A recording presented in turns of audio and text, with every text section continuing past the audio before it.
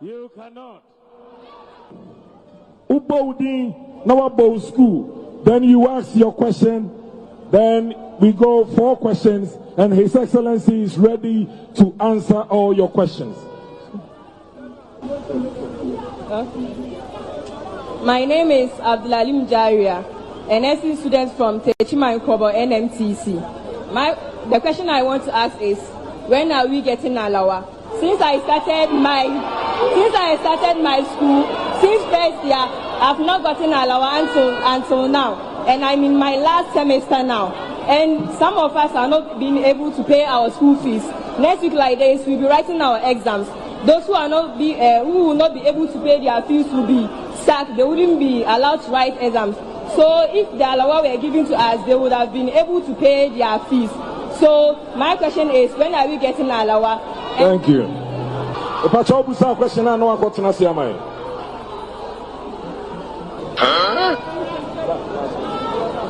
Thank you very much, Your Excellency.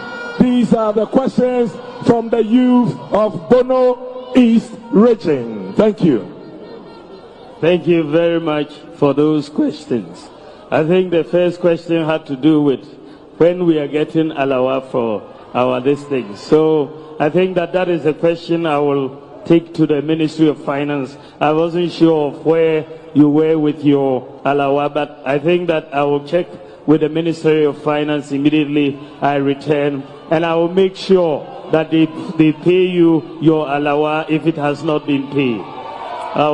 Ladies and gentlemen, you will recall that I stated in 2014 that if the fundamentals are weak, the exchange rate will expose you. That was true then, and it is true now. It is 100% correct.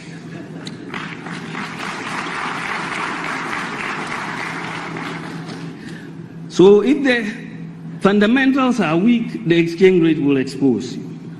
But it is warped logic to jump from that to a conclusion that if there is depreciation in your currency, then the fundamentals must be weak. Do you understand the logic? It is very warped logic. If the fundamentals are weak, the exchange rate will expose you. So, based on your experience on what is happening in Ghana, what sort of reforms do you think are needed? And the sort of awareness, because it seems you also need to carry the population along. Sure. So, what sort of thinking is going on in terms of the sort of reforms that you may wish to introduce or you are already working on in Ghana to address these fundamentals? Well, I think, first of all, it's a recognition of the problem. And it will require political will and leadership. I think that when you want to change and reform, you need a clear vision, and that is going to be provided by leadership, and therefore set out a roadmap in terms of how you are going to achieve it. In our setting, we set up a roadmap for digitalization and said, look, we've got to put in place the pillars. First of all, let's have a national ID. Let's make sure there's every part of the country has a digital address, because that is the way we thought we could use GPS technology to deal with the addressing challenge, which we did. So every part of the country, every property has a digital address. Let's make sure everybody has a bank account. That is a clear goal. And we said, okay, most people have mobile money accounts. Let's make it interoperable with bank accounts. So we implemented mobile money interoperability. And therefore, we're able to accomplish that particular goal, that you have financial inclusion. And therefore, as a result, we are not only the fastest growing mobile money market in Africa, we are also number 1 in Africa in terms of access to financial inclusion, because we've been able to put the fintechs, the telcos, and the banks on one common platform. It wasn't easy to do because these are competitors, but we had to convince them that it was in their collective interest to be on one platform and compete on that platform rather than try to set up separate platforms as you have in many other countries. So we did that, and then we said, let's digitalize government services. Then we proceeded. And all of this we've done in this period of 6 years. But because there's been a focus, and I was given the responsibility to drive this from the office of the Vice President, because we need a broad sectoral participation in this. So we bring all the ministers together, all the agencies together, and say, this is where we are going. Bring the private sector together, because the private sector for us is very key to the success of our digitalization. They have an interest, of course, financial incentives to make systems work. When systems work, they make money. And so it's a public-private partnership that we have adopted, and it's working very well in the context of Ghana. So you need to set the vision, and you need a political will, and you need to implement. This brings me to the elephant in the room, energy. Yes. More than half of the African population do not have access to energy. So how do you harness the potential of artificial intelligence and other technologies when electricity is not available? What are your thoughts on this? Thank you very much. It's a very, very important question. I mean, there are about 900 million people in the world without access to electricity. And about 600 million of them, about 72% of that or so, is in sub-Saharan Africa. Not just Africa, but sub-Saharan Africa. You know, and I mean, if you look at energy consumption around the world, you know, in sub-Saharan Africa, it's about 180 kilowatt per capita. It's 180 per kilowatt hour. In the US, it's 13,000 consumption per kilowatt hour. In Europe, it's about 6,500, you know, consumption. So we're at 180, right? And so you see the direct relationship between our energy consumption and economic development. You know, ours is so low because without energy, you cannot do so many things, you know, in transport, health, in education, agriculture. There's so much that requires energy. If it, you know, digitalization, artificial intelligence, all those things that we want to do require energy. So it's a big issue for Africa and how we are able to deal with this elephant in the room. My own experience with our situation in Ghana, and when you look at what is happening across the continent in South Africa, in Nigeria, and so on. First of all, we have to make sure that the utilities are financially viable. You know, the lack of viability of our utilities is a major problem because if the utilities are not viable, they are not able to make the investments that are required. And you know that with the energy sector, the lead time for investment is about 4 years before you actually need the energy.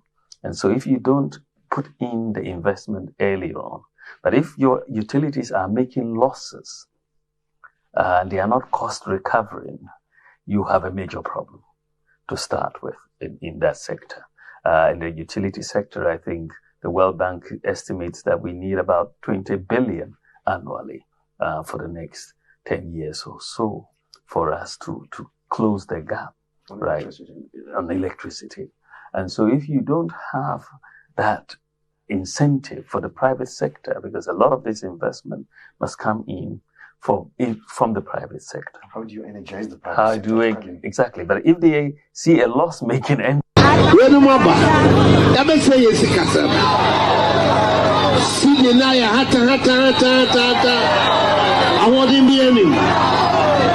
don't see one year give you what was it said to maybe Muswa Unya Faso because Sikano Emunyedu. Nemonia Juma Kessia Babaye. The Baba said near the Celia Emu two now one is Jano, Unya Faso, what did they say to Unya Faso?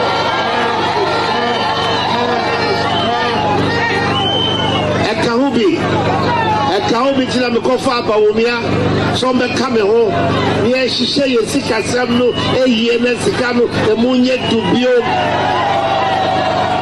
let me the adwuma ne ahoto so abagana me pa chaw me dia masewa me odo me market ya me pa chaw me pese me ka je nana kufu ado se yen mana ye kofa oye wotogu no first no na mahama woso no na o ma eye duty ne e de anwane ba eye 12 cedis ne se ono no sa anwa gallon Yanya duty 2 million. Say crowd also me and chro. Nantobase anwa gallon no. Mo fa no ho ahe. Mo de babeton wa ha ahe. Ena mo tua ho duty 200 Ghana cedis. Me wa receipt bebre wo ha 12 cedis. Metimi ayi aba. By say o si 2 million. Me am to me kan anwa ye seize wo aflawa border. Ye seize man wa 500 me wo ho papers. 500 and Brambacho. Oh, ada what said na? Hey. 500 yen 500 pieces. Pieces saying gallon no baako 500. Oma fawo ba o si anwa no me amfa me pese me bisa nana do ne ba o mi ase anwa na o mu seize ye no o mu so o mu me amfa no o ma hye nana so o ma ye ne dan me pese me hu anwa no me ko ye ne ani ho enti no mu ye ne dan na me makwaji low na maji manwa baako 500 ubisa obi a wa ha ye frɛ me nana do maame ba ya feed ye se beto abade a mimi kwa kromoti na me de toma no na wasizi manwa no se kwa kromotie no ebe kire de meto ama no why obi ani me de dana do maame asama mi kan mi wo me papers mi bibia o me a strong one people ubisa obi ani me enti mi bisa mi bisa nana do ne ba o mi asama manwa no o masizi no ewan o ma hye nana se o ma hwiahwia gu 500 pieces. Baako 500 hanum.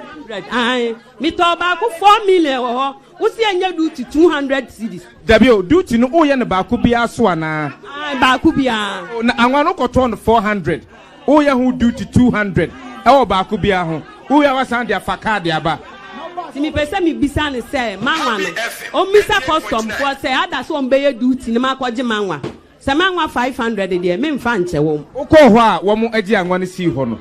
Ukọ ho ko busa asa anwa no we no. O mo kan sen ne kire o. Me kwa ye no mo si anwa no o mo sizi.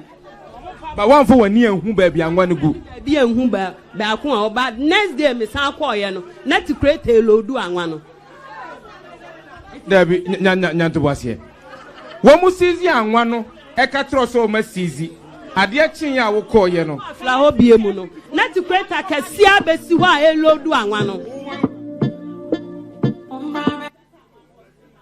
Ne dan se mi hu sa wa se anwa ne dia ene me kuma beto me yam se ma hu su se wa ba bi anwa no wo no ompa ncho mo mfa manwa ma me la bad olupa asafa cheme kemaja cheme. I'm telling them today this is an opportunity for me to speak. They should demonstrate and follow them. What is it? Are they waiting for 2024? They should go anywhere. They should go to wherever they wanted to go.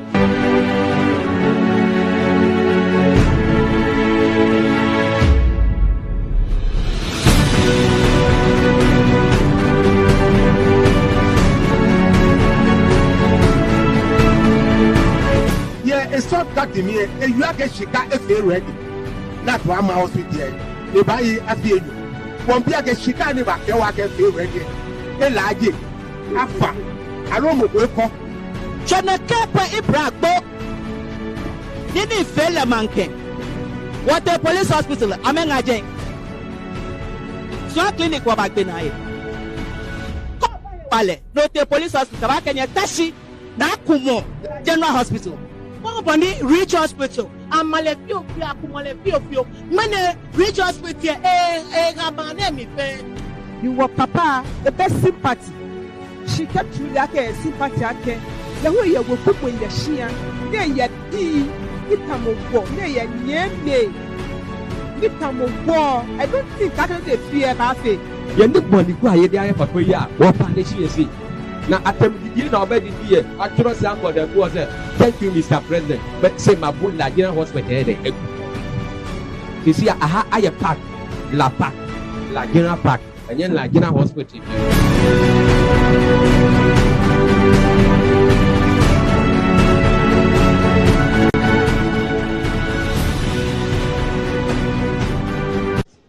I'm hearing that a governor in the south is spending 10 billion naira to build an ecumenical a place of worship for all Christians.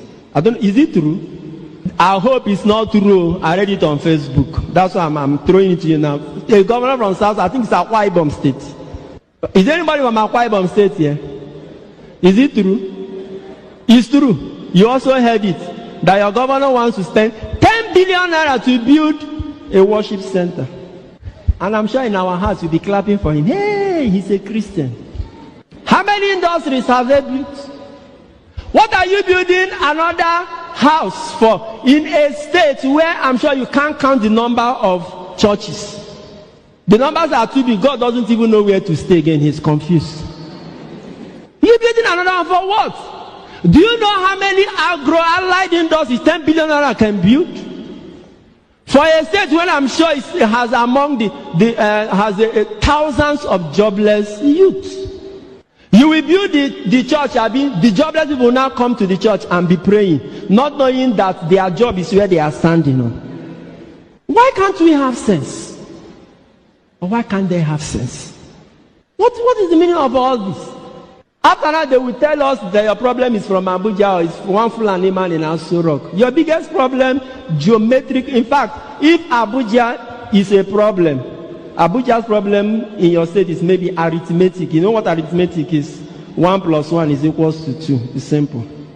Our governors in the south, they are quadratic equation problem. They are. Trust me on this. Is it that when you build a house now, people will enter there and all their problems will be solved? We want to be industrialized. We want to be as prosperous as industrialized nations, but we are not building industries. We are building mega worship centers that are not necessary. And then we enter inside those mega worship centers and be praying to be like industrialized nations. Na sense on I no get. I know they with her. I'm not there among them. Seriously. Nigerian Christians and religious people, including our politicians, they are like a man. God has blessed you with orange tree. No, not orange, mango tree. Mango tree that produces fine mango fruit. When the tree produces mango fruit, what do? You plug the one you can eat, you eat. The ones you can, you sell, Abi, and have money. But our mentality here is that we will cut the tree, saw it into wood, use it to build church. Then we enter inside the church and be praying, God, give me mango. God, give me mango. That's our mentality. I'm surprised to learn that huge amounts of money is being given to Sir David J. upfront. On top of the amount of money that he's charged, from the documents that we have now, about $22 million, which was nearly 10% of project cost. It's monstrous. Look at the median survey data. Remember that this is the data you are looking on the screen now is survey data. What that means is that the Royal Institute for Architecture in the United Kingdom, RIBA, goes around and asks architects and collects data on what fees they are charging. Sir David J's studio is primarily UK based. So I'm using RIBA data. That is the regulatory authority there. That is the professional association there. And they go around and find out what architects typically charge. What you realize is that as the scale of the project increases, the percentage reduces because it's natural. If I'm going to do a $10 billion project, I don't have to pay $1 billion to architect. Okay. That makes no sense. So that scaling dynamic means therefore that the average percentage for project costs that you typically find in the United Kingdom is about 3.5%. We have a situation where we're paying, and that's for design and build. We are paying not just design, to be very clear. We are paying almost 10% to Sir David J for this exercise that he's undertaking on behalf of the country. And nobody doubts his competence, nobody doubts his talent. But this is inflationary pricing, which we must talk about.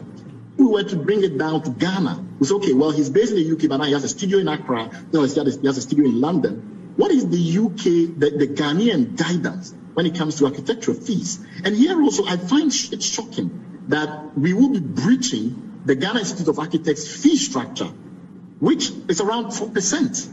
So we're going to about 10%. What is it about, say, the J, that means that we must pay so much when the project scale is such that typically we need to be compliant with guidance because it's a big project, so it's making a lot of money. So that's a challenge. Architectural design fees should be about 1%. We've paid $6 million, like as much as more than 6% of the project cost. And that is like 5 times or more what the guidance we would suggest for just the schematic diagrams and the early concepts. And that is problematic. The other thing we have explained with is this new pattern whereby the government is consistently single sourcing large projects to a single architect. It's unusual. We've not had it in this country. We've not seen that. What has all of a sudden changed? We appreciate the fact that Sir David J is a global architect of international renown, but he's been practicing for years. Since 2000, he's been famous around the world. Why is it that all of a sudden in 2020 or 2018, 2019 onwards, we are seeing massive projects being awarded to him without design competition? Whereas where he traditionally operates, look at the number of projects that he's done in Africa, maybe less than 5% of his entire portfolio. So he operates primarily internationally.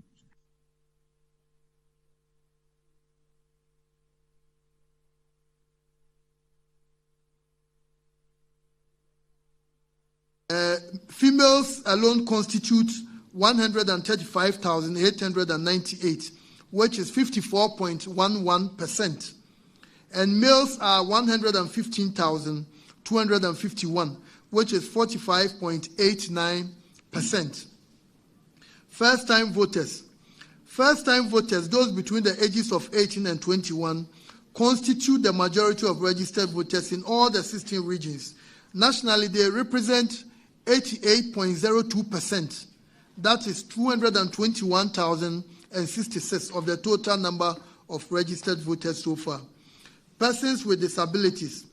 At the end of the census, we've registered 400 persons with disabilities. These are the regional distribution of the persons with disabilities.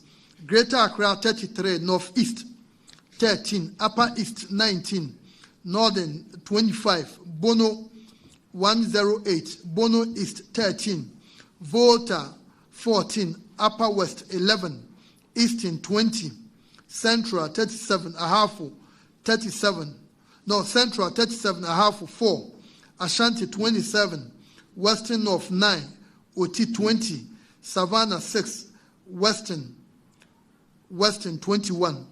So this figure of the total is 382, which constitutes 0.13% of the total number of registered voters. Now let's look at the forms of identification. Management body in sub-Saharan Africa and certainly beyond, because of our many years of meeting global benchmarks in elections management, we are committed to always ensuring that our processes promote the collective good of the country's democracy.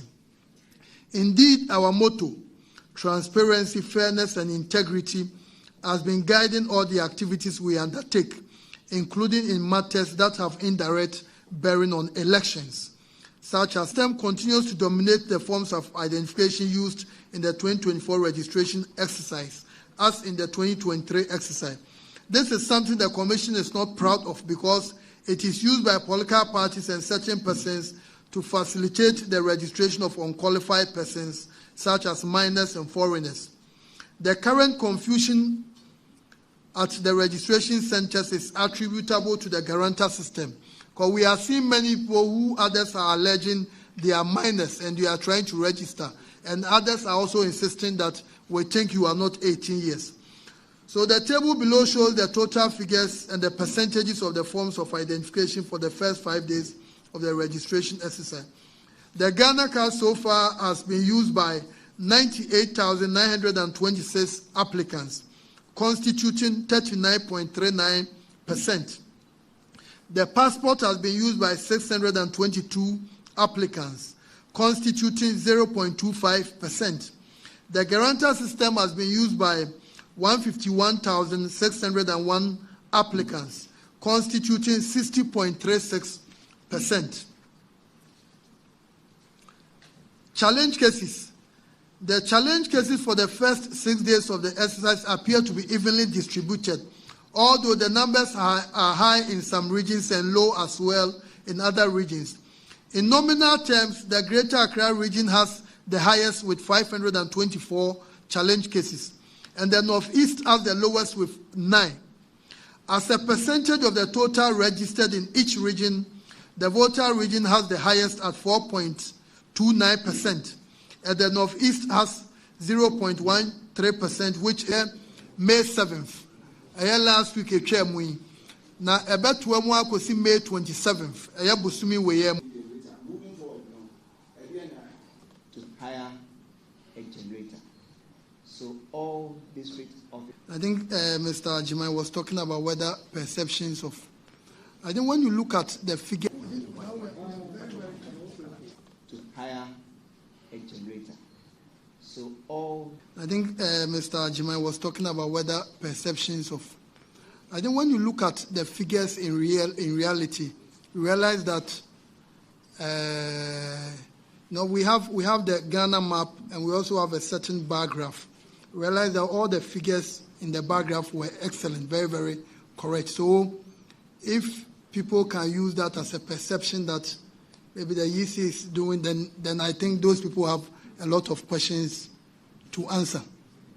Because clearly you can see the real figures were correct, but the disaggregation of the various days. So I don't see this as anything which is so major for people to make a beef about. The bigger picture, the total registered at the time, about 143 was also captured correctly for each region. So we think that everything should be fine. Thank you. I think maybe we have the final one then. Yes, I believe my question. Oh, your question about those who were. So what, in this case, what is the person's opinion? The person cannot register again. But can they vote? They cannot vote. Well, they have engaged in an electoral infraction. It's a criminal. They will not vote until the commission, assuming the commission takes a decision that those on that particular list after 2 elections. So currently, the person cannot register as a voter. Okay, after 2 elections. That's why I say commission will come up with those particular. But currently, the person cannot register in 2024. So I think there should be enough of this case of that. So that the people will do that. Thank you. 2 elections. The first one, you said the serial numbers. I think the EC's response has been very, very clear and emphatic that we won't make the serial numbers available to any persons or any political parties. So if the parties strongly believe that they have a way of getting it, this is a democratic society, so they can go ahead and get it. But the EC will not make anything available, and we've made that very, very clear in our statement. So that will not be made available to the political parties. So the EC will not give serial numbers to political parties. And you mentioned that in terms of confidence. Now, I think anyone who talks about confidence in the Electoral Commission, this commission in 2020, during the 2020 elections, was given 95% approval rating, and 95% performance rating, and 95% acceptance as far as the work we did was concerned by all the international bodies that came, including the European Union. So this commission has a very good track record. When you even look at the number of registered voters we have, in the whole of West Africa, Ghana is the only country approaching 60%. We are approaching almost 60% of our population. They are on the voters register. The only country that comes close is Cape Verde. And Cape Verde has a population of about 550,000. So you go to our neighboring countries, they are doing 42, 43%. So clearly, anyone who understands democratic elections, who understands the work of election management bodies, will attest that the Electoral Commission of Ghana is one of the best when it comes to the business. So I think for us, we know our work will speak for us, and we are doing the registration. We believe everything will go on very well. So far, even in in 6 days, we've been able to register about 250,000 people. And currently, the register has almost 17.9 million.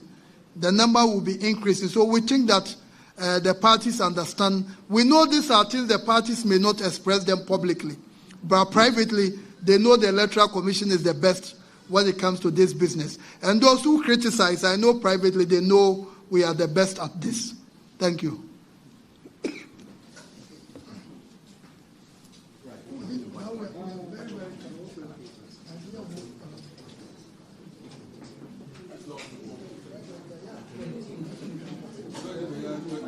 I also want to have a golden age of a relationship between government and the church and faith-based organizations.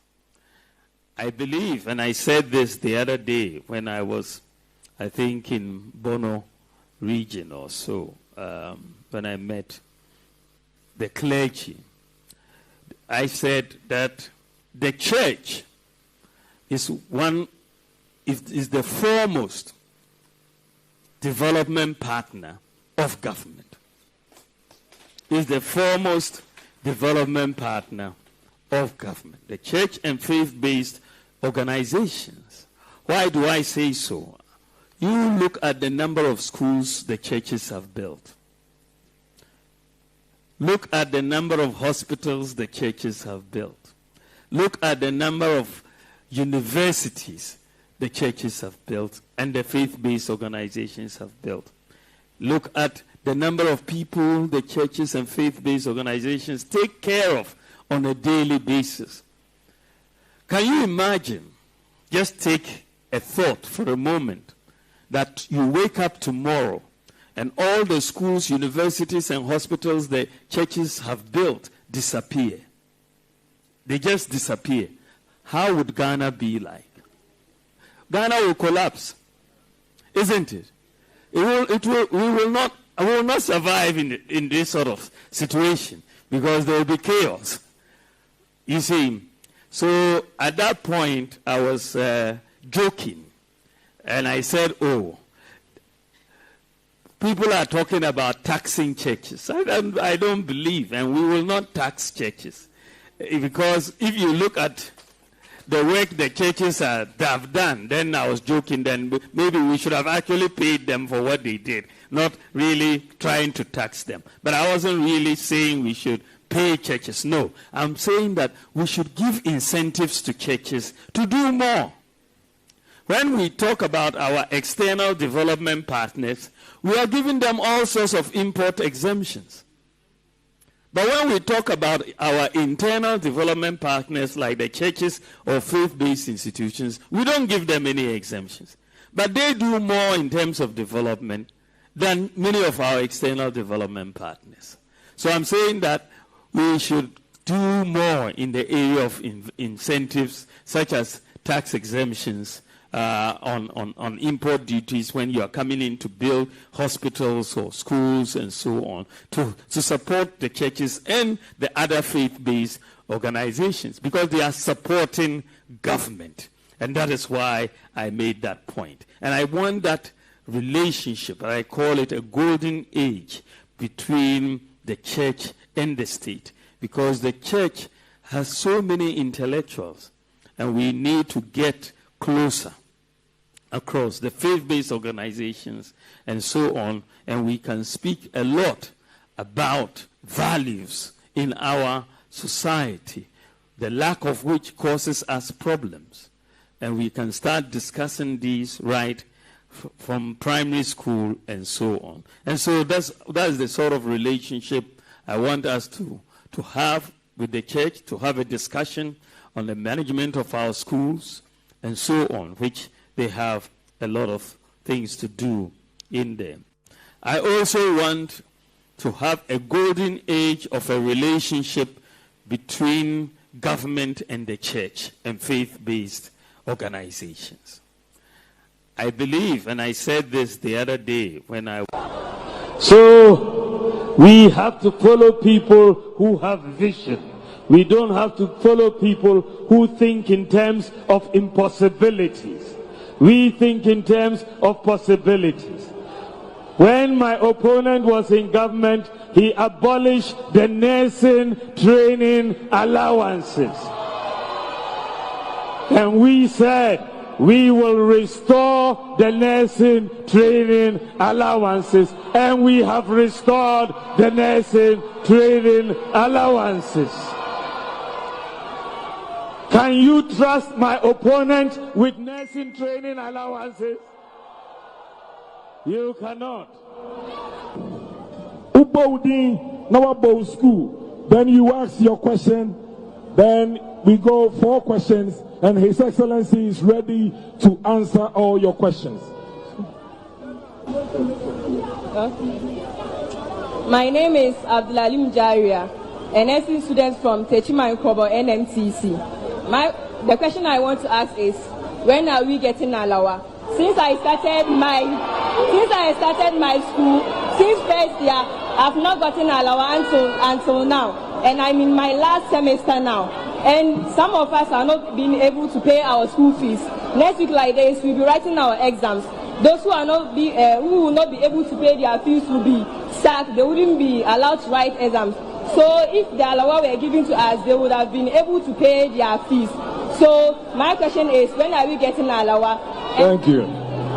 Question I know what to say,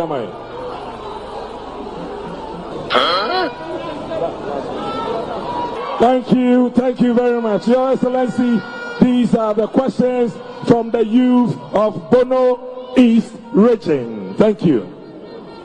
Thank you very much for those questions. I think the first question had to do with when we are getting Alawa for our this thing. So I think that is a question I will take to the Ministry of Finance. I wasn't sure of where you were with your Alawa, but I think that I will check with the Ministry of Finance immediately I return, and I will make sure that they pay you your Alawa if it has not been paid. I will. Me pacho me dia masewa. Me odo me market ya. Me pacho me pese me kache Nana Akufo-Addo say. Yen mana ye kofa oye otogu no. First no na mahama woso no na o ma eye duty ne de anwane ba. 12 cedis. Ne se ono no sa anwa gallon.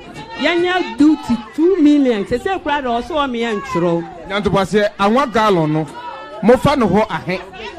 Mo de ba beton wa ha ahe. E na mo tua ho duty 200 Ghana cedis.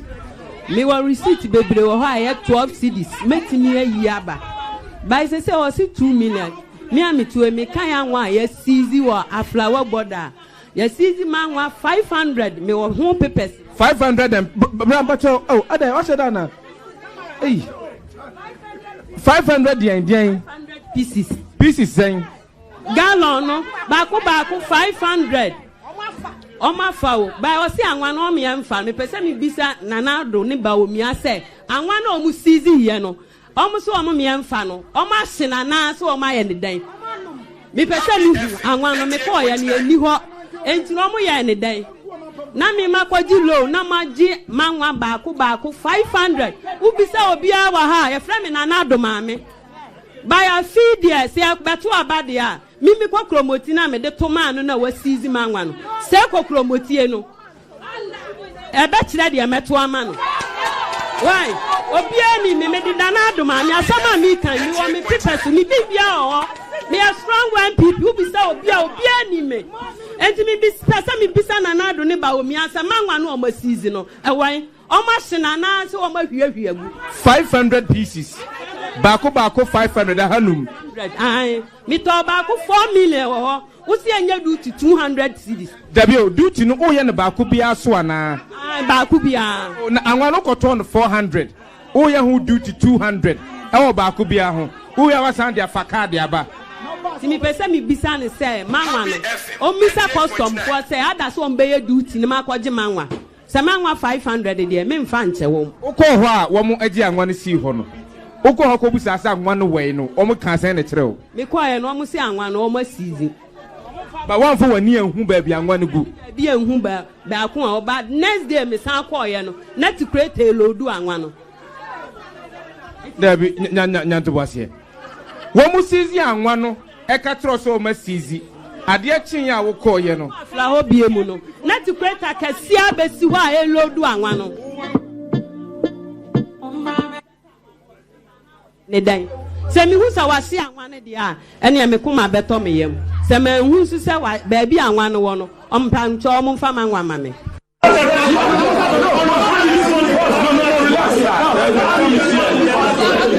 I didn't push him, he pushed me. He's not resident here.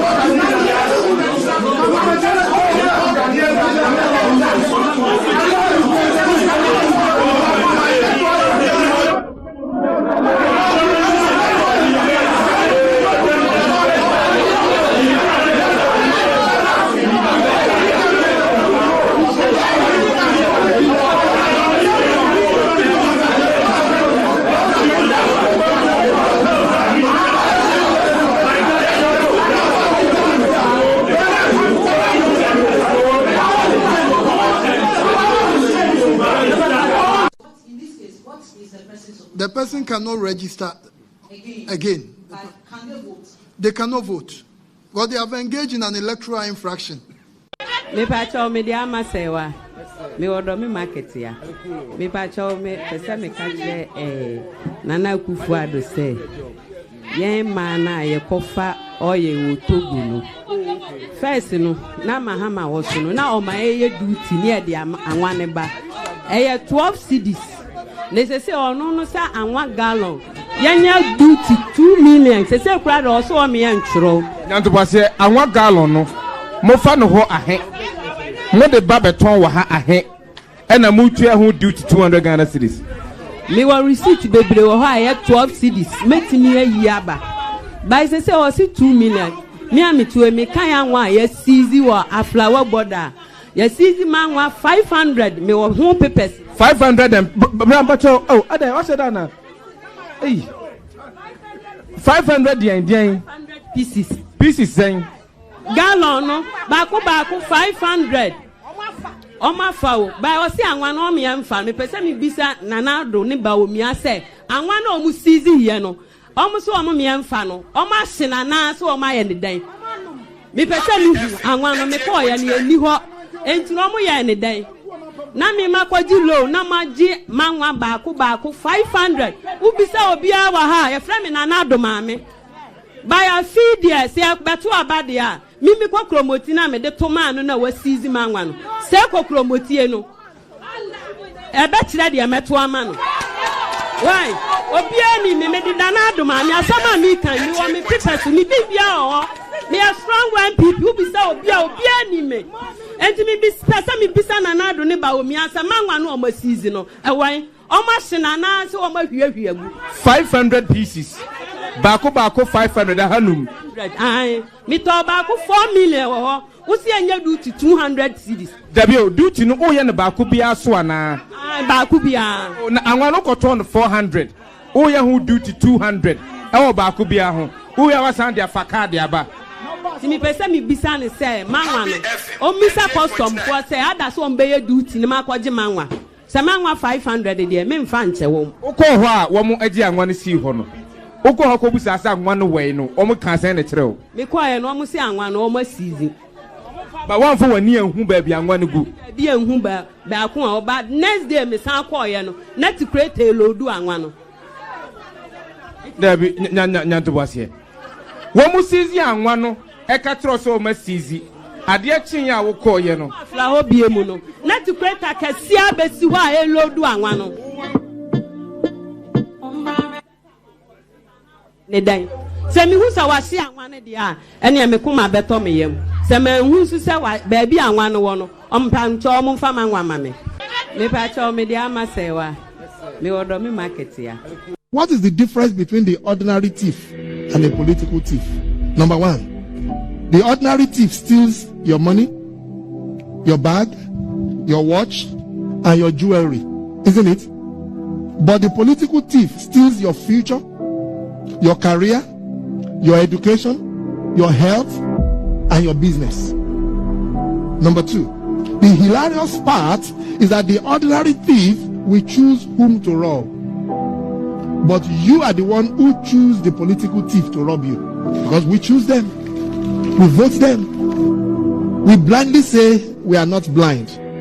Who is deceiving who? The ridiculous part of the whole issue is that we will fight to defend and protect our belongings from the ordinary thief. Is it not? But we fight each other to defend and protect the political thief. Is that not what we do? Thugs will be fighting themselves to protect those that are stealing our career, stealing our joy, stealing our health, stealing our success. What a shame. If you reach a certain stage in life and there is nobody who can look you in the eye and tell you the truth, you are doomed. And that is where our country has gotten to. We need to rescue this country. Wallahi. And I feel very terrible as a Ghanaian at this time. This country is in serious trouble, ladies and gentlemen. We are in serious trouble. We need to rescue this country, ladies and gentlemen. The presidency has been so depraved, so muddied, so dirtied, that I tell you in all sincerity as a Ghanaian, that I feel terribly sad today as a Ghanaian, we need to rescue this country. Wallahi, inshallah. Please don't cry. We shall rescue our country.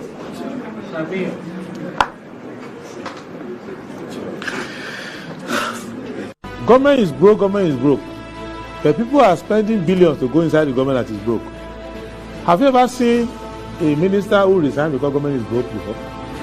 Government has no money. Have you ever seen a governor who said, ladies and gentlemen, when I was elected, I thought the government had money. Now I discover government has no money, I resign. Have you ever seen it? Government has no money, but they are bringing money out at election time. Where is that money coming from? So they are lying. What is happening is that there are two types of wicked people in government. Type 1, they eat current money. Any money they find in government, they will eat it. They are wicked about that one. There is type 2. Type 2, they eat current money and future money. They will say, my term will end next year. When I leave, how will I eat money? Let me borrow money now and borrow money of the future and eat it now.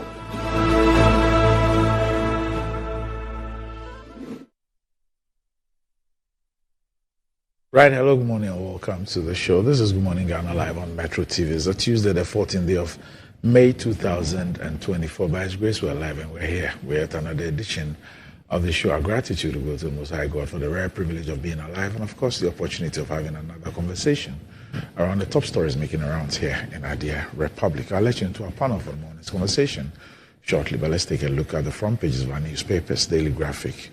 Atlantic Lithium list on Ghana Stock Exchange. First greenfield company on Ghanaian bourse.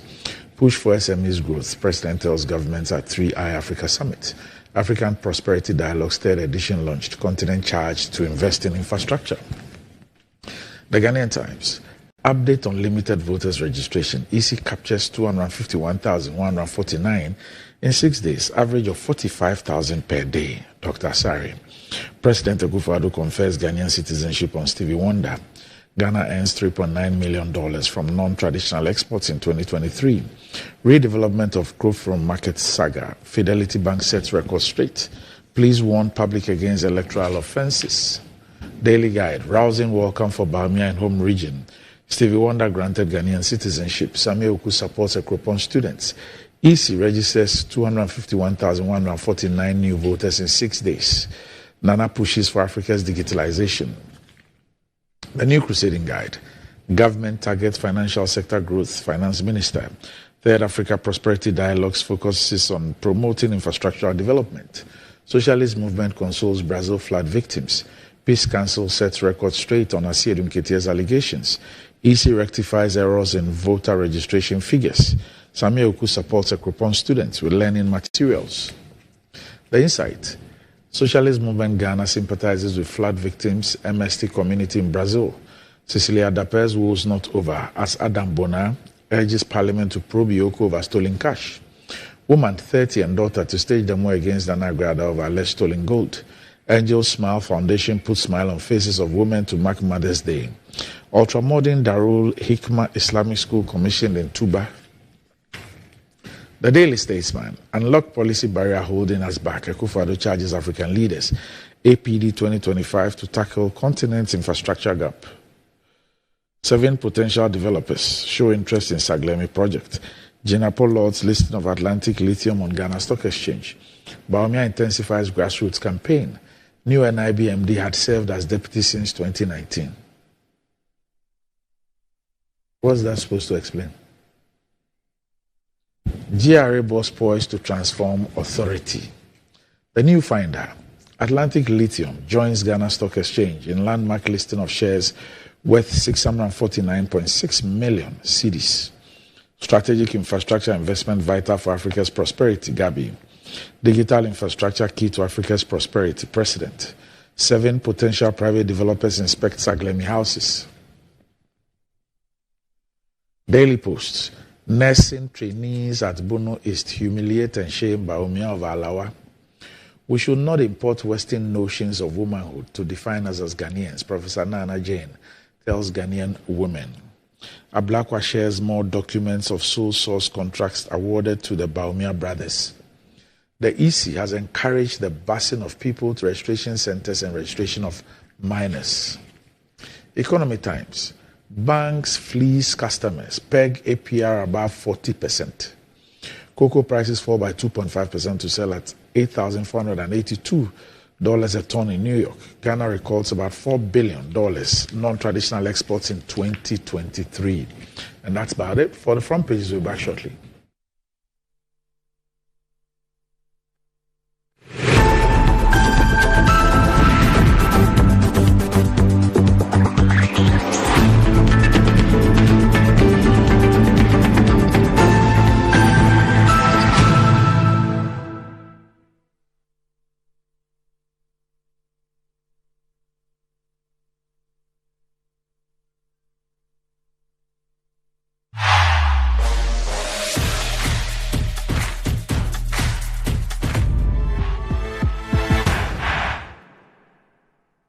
Fortune rice, it's me and Ediane Biara. Yansio Kakrebipe, and Mulan Kikamu. Nani Hamne Dedie. Delicious. Said your mamma Tiano Pepe. Yet the fortune and Mopa Abejaso. Dana more ed. Ma and Ediane Nina. FDA Ejedian Kratuayatu. We are back, bringing you the latest lineup from Betway. Betway starts strong with their front two, with Free Play Friday and Swipe Bet. In the middle, you've got all the control with Cash Out and Build a Bet. Plus, with Win Boost, you can boost your sports bet. At the back, they have Smart Picks and the Partial Daily Jackpot. You always get way more with Betway. This offer has been vetted and approved by the Gaming Commission of Ghana. Bet responsibly. No under 18. Terms and conditions apply. Betway. Get way more. Rise and shine. It's another day to stay on point. Toast is Friday, it's still on point. Fortune's Friday all day long. Still on point, yes, it's still on point. It's still on point. Fortune's bread, it's still on point. For your bread, it's creamy. For your toast, it's still on point. It's yummy, delicious. It's still on point. Still on point, yes, it's still on point. It's still on point. Still on point, yes, it's still on point. It's still on point. For your toast, it's still on point. It's still on point. Fortune's bread, it's yummy, delicious. It's still on point. Fortune spread, delicious, creamy, and always on point. This advert is FDA approved. Jamal washing powder for now. What in Rahua, a woman yinkaya srono eddy. Aisha. A mountain sound shisho. And a epu a grown sweet. A yink kayan kasa. Oh, I saw to be. The Jamal washing powder for furnace sachets I can see in Numaba. A yink kayan kasa. Anima. For Jamal washing powder, bottle 30. Can you mount the Bejawari? Hey, New Jamal washing powder. Emanya meniti. Nemusi ye sham. Uhukafo a oma wonta dieniti. FD aje edredi enkratro yatumu. In today's modern world, stairs are a challenge, especially for our elderly and those with health concerns. Navigating them can be difficult and even dangerous, but there's a safer way to move vertically. Lifts and Elevators Limited Company, your answer to a more accessible and secure vertical transportation. Our elevators and escalators, including top-of-the-line pneumatic vacuum elevators, Fuji elevators and escalators, offer a safer and more convenient alternative, eliminating the risks of stairs and enhancing accessibility for homes, businesses, and hospitals. Choose safety and convenience with Lifts and Elevators Limited Company. Elevate your spaces today. For more information, visit our website at www.elevatorsgh.org or call now on 0200-535-515. Lifts and Elevators Limited Company, the elevator people.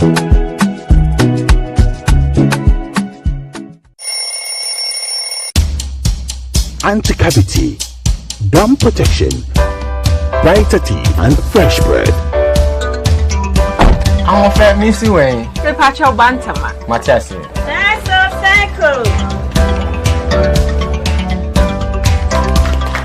It's her smile, the fresh breath. Me, Jidi said we used to carry 360 toothpaste. Pesemikai, Cal 360 toothpaste. Gaskia, Cal 360 toothpaste. It's a gum protector. Onim Jom Kasa. Cal 360 did the work. It's cool mint. Gives me fresh breath and your confidence booster. You will see so feeling Cal 360 toothpaste. Happy smile. Cal 360 toothpaste, anti-cavity, gum protection, brighter teeth, and fresh breath. Cal, happy smile. This advert is FDA approved. We are back bringing you the latest lineup from Betway. Betway starts strong with their front two with Free Play Friday and Swipe Bet. In the middle, you've got all the control with Cash Out and Build a Bet. Plus, with Win Boost, you can boost your sports bet. At the back, they have Smart Picks and the Partial Daily Jackpot. You always get way more with Betway. This advert has been vetted and approved by the Gaming Commission of Ghana. Bet responsibly. No under 18. Terms and conditions apply. Betway. Get way more. Welcome.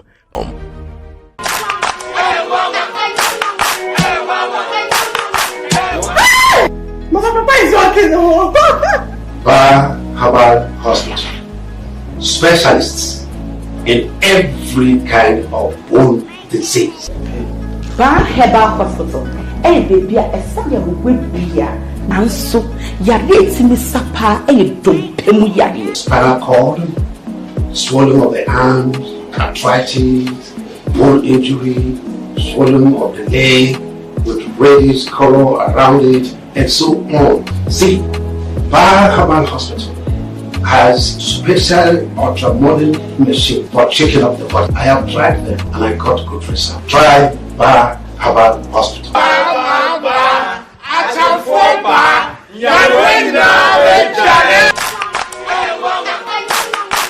Fortune Rice, it's me emu ediane biara. Yansio kakre bipe, emu no nkekamu. Na ne hwam ne dedie. Delicious. Said your mama tie no pepepe. Ya the Fortune emopa abedwaso. Dana mo a ede. Ma emu ediane nyina. FDA aje ejedi enkrato yatum.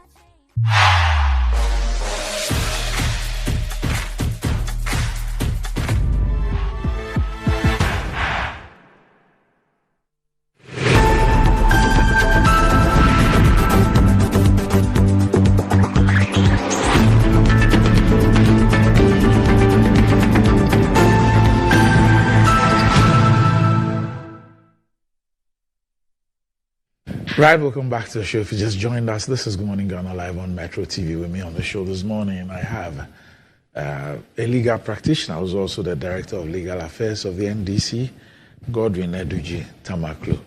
Eduji, good morning. Good morning. Right. Good morning to your viewers. Okay. Also with me on the show this morning is the Honorable Deputy Minister of Sanitation and Water Resources, who's also the Member of Parliament for the Sisala East constituency, the Honorable Amidu Chinia Isahaku. Good morning. Good morning. How are you? I'm good. All right. Okay. So this is the recommended toothpaste for the entire family. It's of high quality and it's affordable. And it's called Cal 360 toothpaste. It's approved by the Food and Drugs Authority. Cal 360 toothpaste provides you and your family with all-round dental protection throughout the day with freshness. Cal 360 toothpaste is good for kids, children, and adults. Let your family be a proud family when they step up by constantly using Cal 360 toothpaste. Cal 360 toothpaste brightens your teeth, prevents cavity, and with its cool mint gives you fresh breath throughout the day and protects the gum from decaying. For consistency and quality, use Cal 360 toothpaste. Cal 360 toothpaste is another product from Samara Company Limited, producers of Sasso. It's available in all supermarkets, malls, and provision shops. Call Samara Company on 0246 864798. Cal 360 toothpaste. Happy smile. And enjoying the fruits of your labor is as important as enjoying the mansions of your labor. The pains of climbing the stairs when not exercising could be challenging irrespective of your age.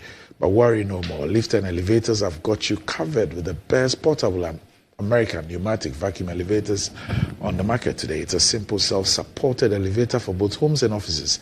And guess what? It can lift your goods too. Wheelchairs can fit in, and they come in 3 custom-made models. It's affordable and can be installed within 3 days. visit lifts and elevators at Sakuman, or just call them on 0200-535-515 or send a mail to elevatorsgh@gmail.com for consultations and the best solutions in easy vertical movement. All right. Now, gentlemen, Honorable, where do you live in Accra? Don't give me the exact, which area? Oh, I live around Parliament area. Around Parliament? Yes. Okay. Eduji, where do you live? The Eastern Corridor. Okay. So, after University of Ghana? Yes. Okay. You live on that part. Okay. I also live to this part of Accra, La. I live at La. Honorable, do you know La? Yeah, I know that. Okay. So I live at La.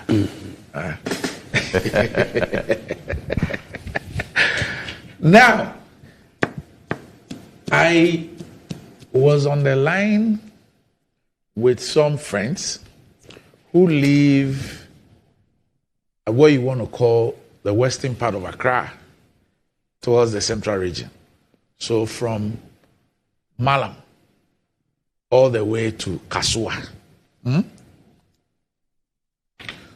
So that's where you have Gan South, Gan West, and then a part of Anyaso too. And then you have Ewutu Senya, not so. Then you have Slice constituency. English Ibotiano. Okay. Now, I was on the phone with some friends from about 5 p.m. till I slept around 11 p.m. thereabout. And I woke up around 4:30 a.m. And I realized that I'd missed a lot of calls, and I saw messages and some videos. And they reached home after 3 a.m. when they left their offices, some after 5, some after 6 p.m. And what was the problem? Apparently, yesterday's rainfall. It wasn't the highest in recent times. I mean, normal rainfall. Yeah. Yet, there was a gridlock, and people from Malam up until to somewhere Kasua, I mean, people were in this gridlock for 9 hours. I mean, very crazy. And one of the videos that I saw this morning was from a businessman, Kwesi Taylor, who has sent me. He left his office at Kanda around 9 p.m. He did the video around 2 a.m. and he got home after 3 a.m. because he sent the video at 3:17 a.m. But this is something he shot whilst he was in the traffic at 2 a.m., having left his office at 9 p.m. Let's just watch it. Wow. Can you imagine the opposite side of the road? Because of the traffic, they've blocked the whole traffic. I'm at the top. Look at me. I'm at the top. And look at the down, the opposite side. The cars have taken over. Unbelievable. This is Ghana for you and the indiscipline. Look at that. Covered the whole top. The down. The opposite side is also covered with vehicles. Unbelievable. This is how crazy we are as a people. Look at that. More than Oshodi. More than we are in Nigeria. Look at this. This is ours. This is here. This is here we are. This is us. And look at the opposite side where the cars are supposed to come from the opposite side. But look. All covered. So cars coming from the opposite side are using the way outer lane because blocked. Unbelievable. This is Ghana for you. Look at that. Unbelievable. I've stayed in traffic for almost 5 hours just from my office from Kanda. to McCarthy, I've spent over 5 hours. I left the office at 9:30 and it's 2 a.m. now as we speak. It's 2 a.m. Look at the time. 1:53, almost 2 a.m. I left the office and look at this. Unbelievable. Look at this. My eyes are all dead.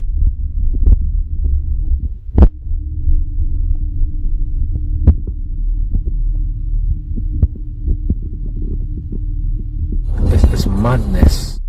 Look at that. The cars at the opposite side also going my direction. Unbelievable country.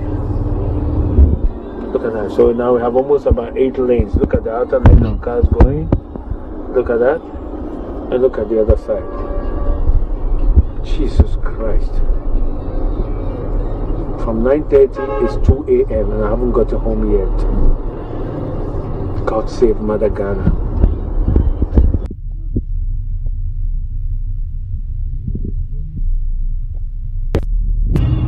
Look at that. So now we have, look at that. We have 1, 2, 3, 4, 5, 6 lanes.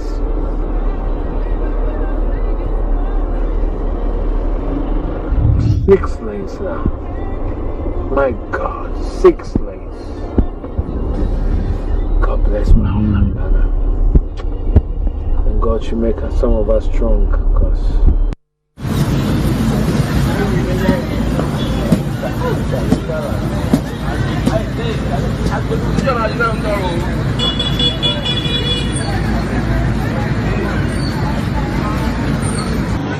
yeah, live reporting from Old Barrier, from West Hill Small to Old Barrier. You can see the flood. People are stranded, they cannot go. This is very, very serious. Very, very serious. See, look at some people.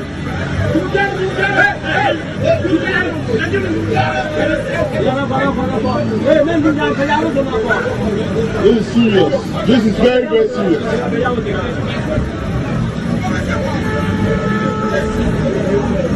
People are very, very stranded. They cannot go anywhere.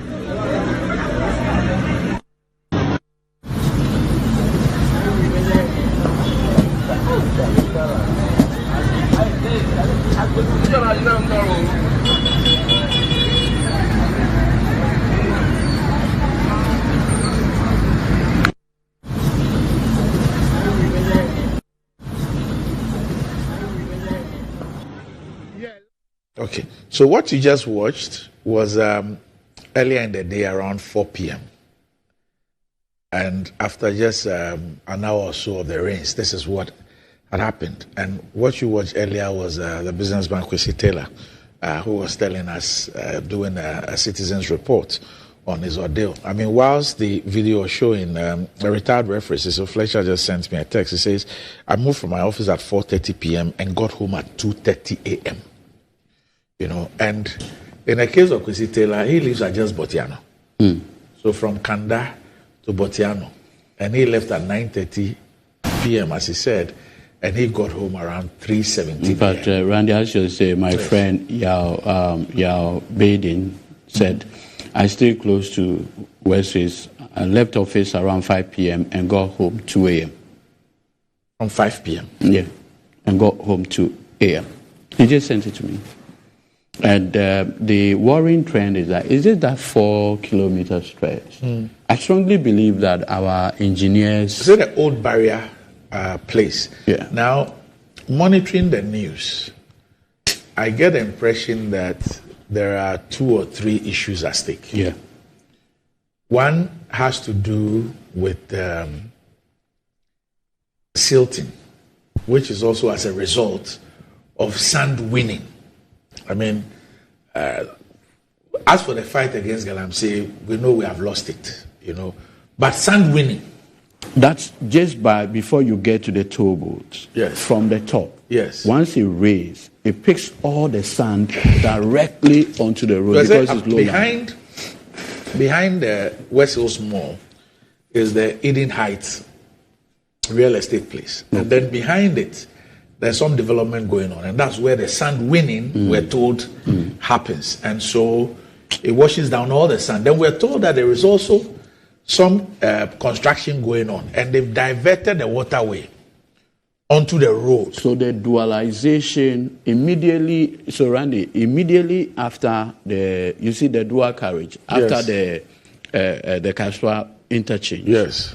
The stretch that ends, the road now becomes a single lane. Yes. Now that end of the single lane, because of the attempt to construct the dual carriage there, that whole place is now, the road is now just basically that single lane. This other stretch, you have a huge pit. And so that's really where the problem is. The last time I tried it, last 2 weeks, Sunday evening, I regretted it. You dare not try it. I don't know what, I strongly believe that engineers have the capacity to come up with some engineering solution to the problem. Yeah, but what's the so look at this. Just look at this. Look at this. Just look at this. And this is just after an hour and a half rain. Just look at this. Honorable Deputy Minister. Well, is it incompetence, stupidity, tomfoolery, or what? Well, let me say good morning to you and to my lawyer friend and to all those listening to us this morning. I think it's a combination of all of them factors. Okay. It's a combination of many factors because the indiscipline in our country is too much. There's also poor implementation of laws. Ghana has very nice laws, but when it comes to implementation, it's a different ball game altogether. And because of poor enforcement of law, people do things that eventually take everybody hostage. People, like you stated, sand winning is a necessary thing, but it must be done at the right place and professionally. But people just win sand everywhere and anywhere.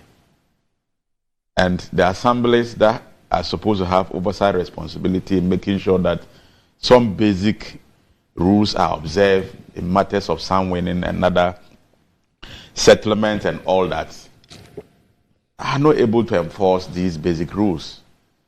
People build anywhere they want, including waterways.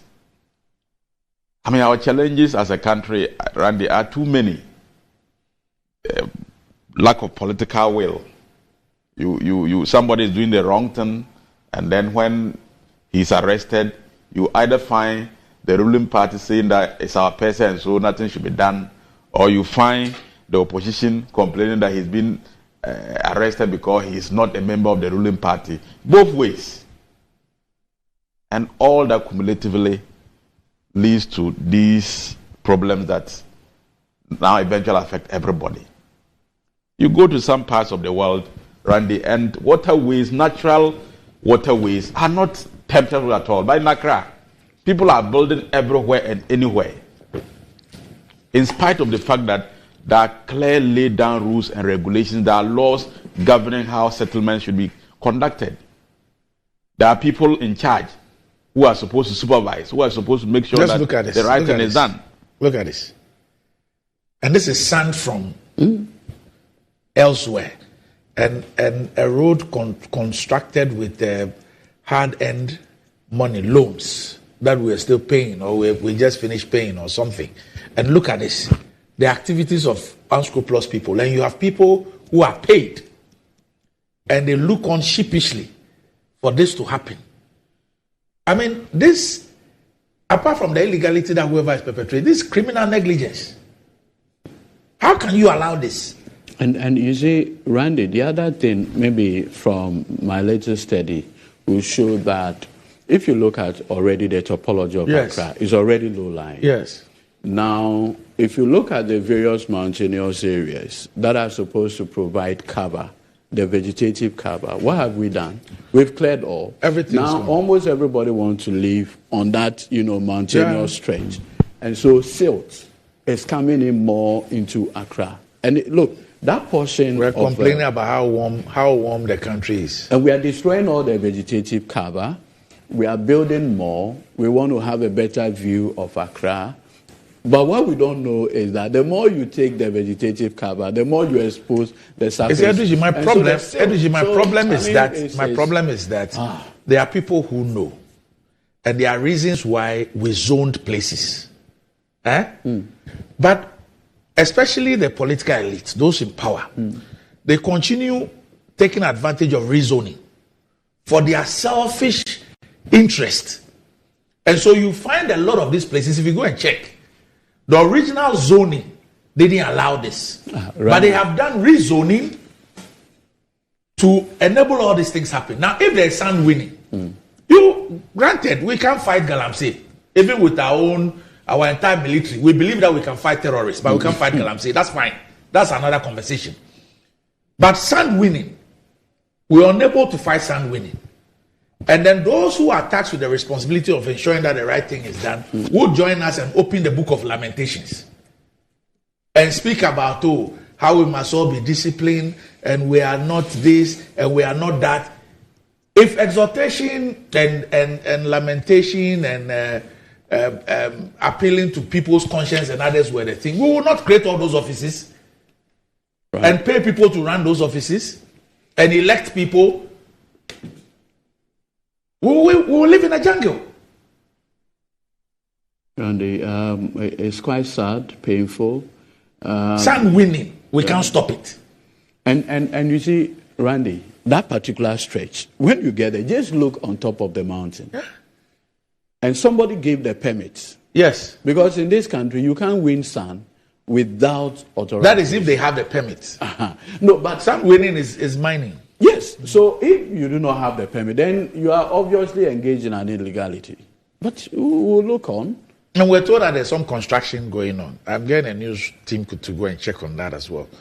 And that they've diverted the waterway because they are building some new drain or something. Yeah. So now the water comes on the road itself. Direct. It's sad. What is the meaning of this? we need to change our attitude. There's so much indiscipline in the system. But that's why we have people and offices that are supposed to crack the whip. We anticipate that there will be indisciplined people. We anticipate that there will be lawless people. That in every society you would have delinquents and all those people. And that is why we create offices, we create laws, we create positions, we appoint people. So that they will be able to get these erring people to conform with societal norms. So gradually, it's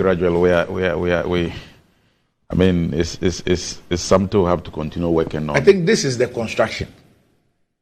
You see?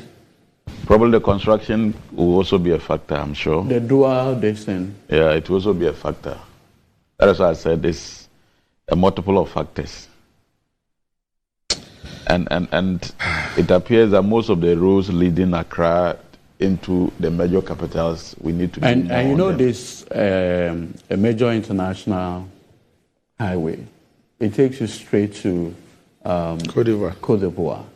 And so I strongly believe that our engineers, once again, would do something. So you see, it's like they have blocked one side of the road. You see, but we need to rethink. You see, we need to also rethink urban transportation in this country.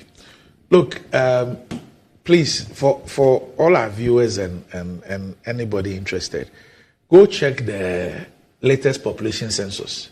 You will see that this part of Accra is growing faster than all other parts. I'm told that if you do a comparative analysis, rent is relatively more affordable in this western corridor than the eastern corridor and the other places.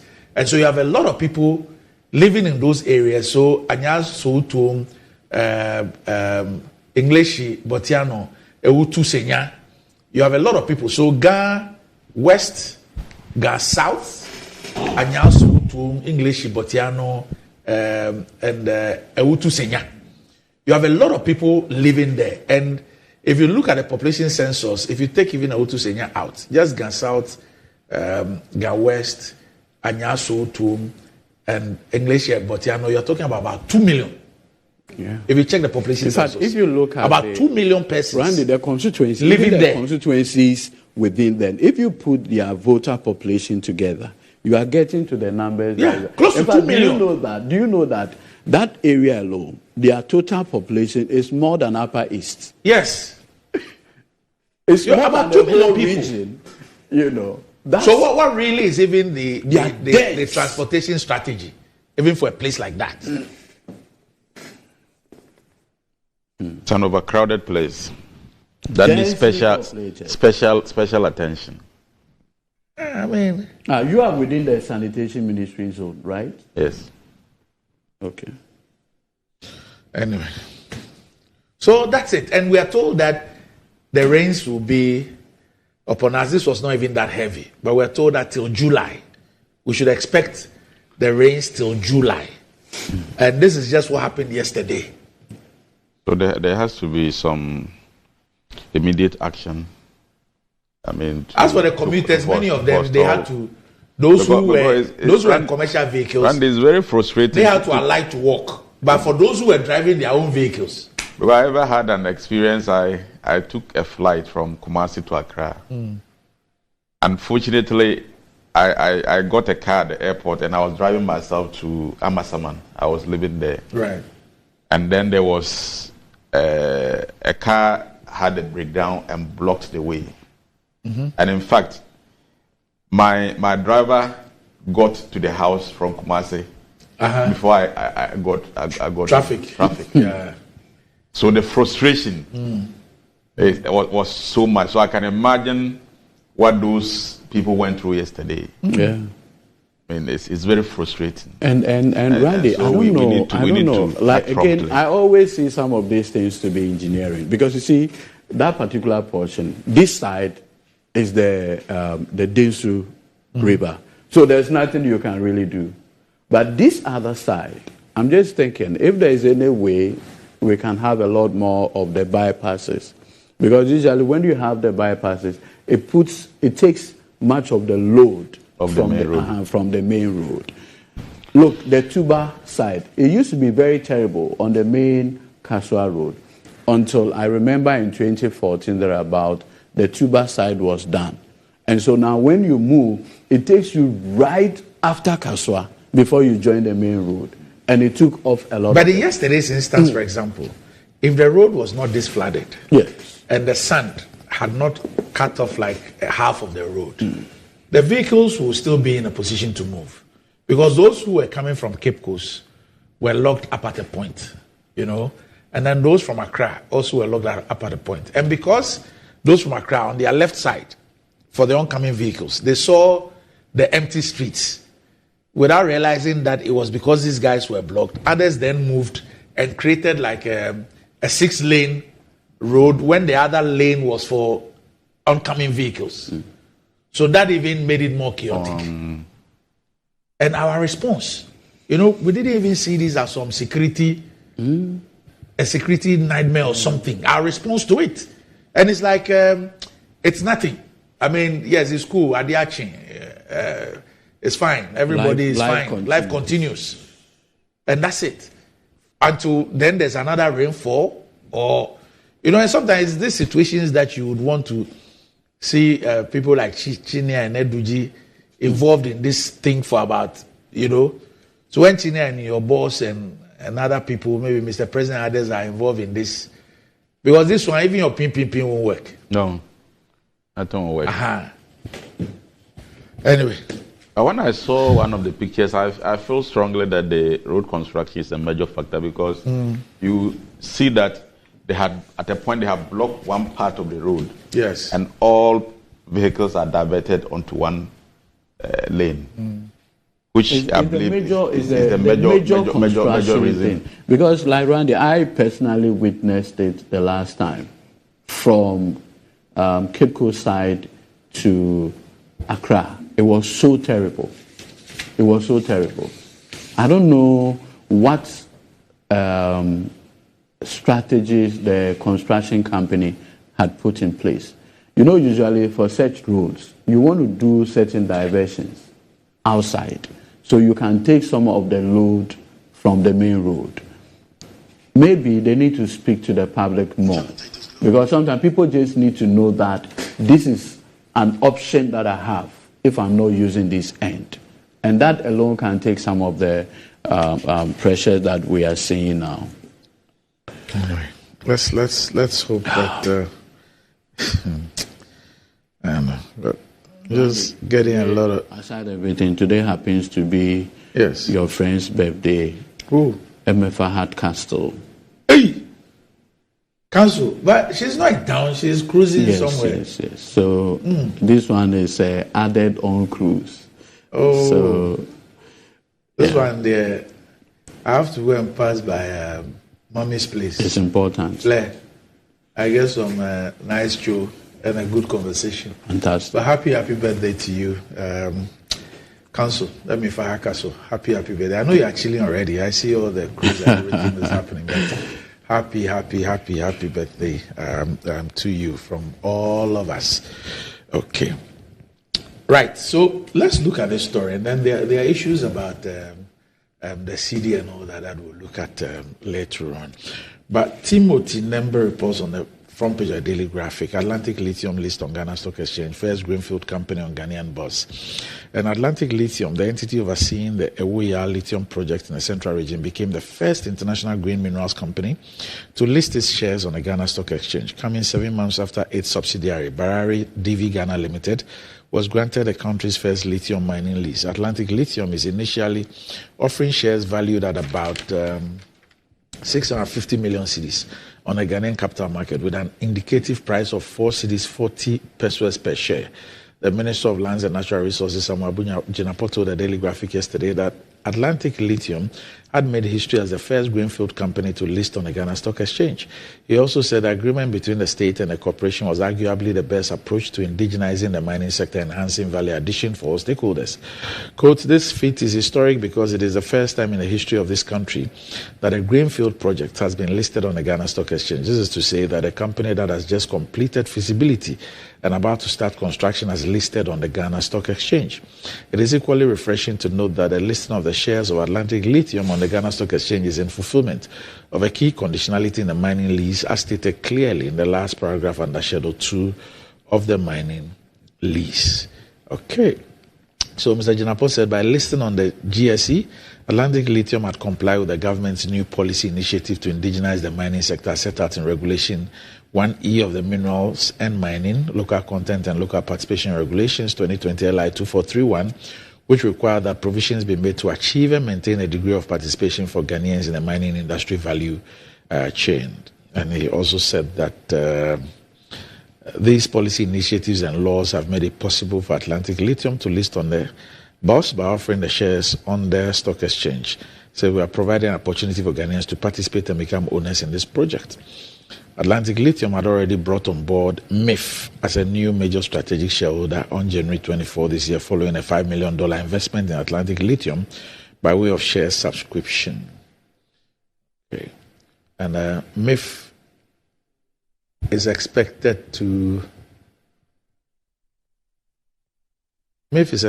spend about $32.9 million in this project. Honorable, let me start off with you. Atlantic Lithium list on Ghana Stock Exchange, and they say that it is a step in indigenizing the project and, of course, the find. Well, before I go there, Randy, let me take this opportunity to extend my heartfelt appreciation to my constituency youth organizer. Mm-hmm. On Saturday, he, together with his team, organized a youth and TESCOM conference in the constituency, which was well attended. And at least it gave me a platform to share a lot of what we have been doing so far with the youth of the constituency. And I believe it's the beginning of the process to retain the seat and to ensure victory for Dr. Mahmoud Bawumia and Desi Salahi. So my mass appreciation to the youth organizer and his organizing team for a very excellent Abbas Tondogo. Okay. Yeah. Abbas Tondogo, your MP says thank you. Now to... But he's a caretaker MP. Okay. Yeah, he's a caretaker. My brother... I wasn't expecting less. Yes. My brother Batagli, this time round, your 4 years is okay. The 4 years is okay. No problem. Yes. You know, the interesting thing is that we are from the same community. Yeah. We vote at the same polling station. In fact, he's my grandfather. Like, traditionally, we are contemporaries, but traditionally he's my grandfather. So we are family. Right. And I mean, we are it's just a contest. No contest of ideas. And my lawyer friend wants the NDC to take the seat, but we'll see. We'll see what happens on some of them. Right. That's fine. But it's going to be a brotherly contest and a friendly contest. I think the initiative of, in terms of the Ghana Stock Exchange, at least to give an opportunity to Ghanaians to participate in this particular agreement or contract that has been undertaken by a foreign company will certainly open the frontiers and the benefits of this particular agreement. The problem I have a lot of the time is the fact that we engage foreign companies and at the end of the day, they repatriate the biggest portion of whatever resources they exploit in the country. So, for instance, if a foreign company engages in a particular project and at the end of the day, you are losing 60, 70, 80% of what comes out of it as capital flight into another country, then at the end of the day, it doesn't inure to the benefit of the people of Ghana. It doesn't add up to the economic development of Ghana. We should be able to enter into contracts or agreements that enhances the local economy more. You can't say that if a foreign company comes into your country, they should not make profit, they should not make gains. But the gain should not be at the expense of our country. And I believe that this particular initiative to list on the Ghana Stock Exchange and to allow Ghanaians to register and take part is going to enhance the benefits of this particular agreement. And I want to commend the Minister for Lands and Natural Resources and his team, because in my view, it's a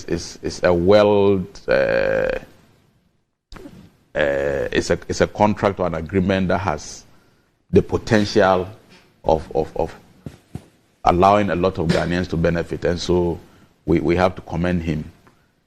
Randy, like I said earlier, my biggest problem has always been the fact that there is so much repatriation of our resources.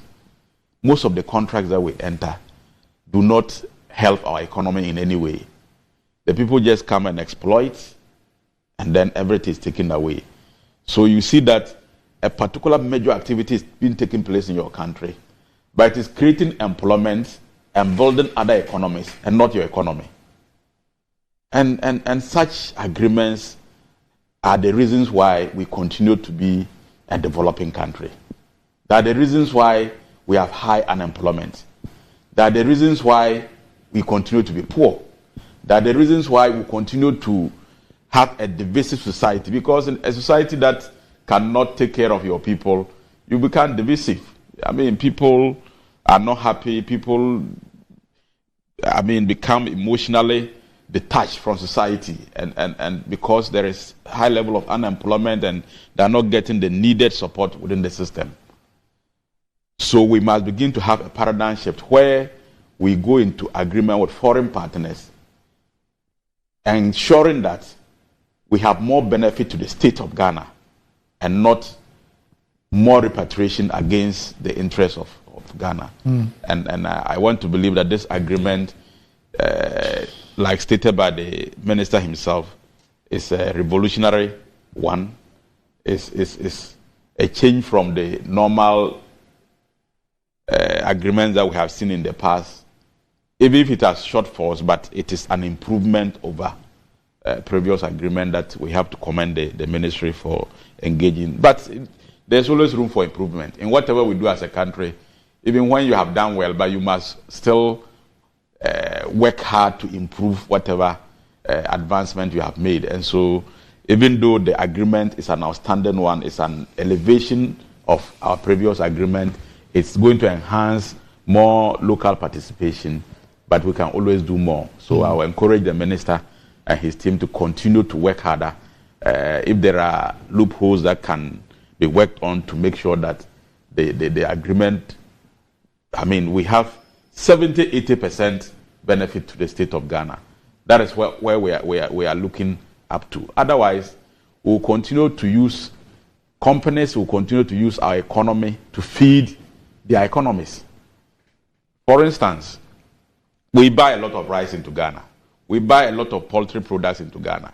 When we do that, we are creating employment in those countries where we are importing. Meanwhile, a lot of our young people can't find work.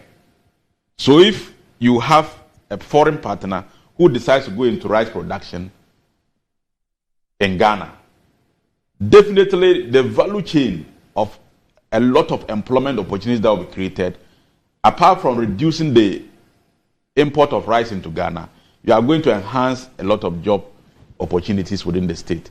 And I think this particular agreement by the minerals, the Ministry of Lands and Forestry, is in that direction.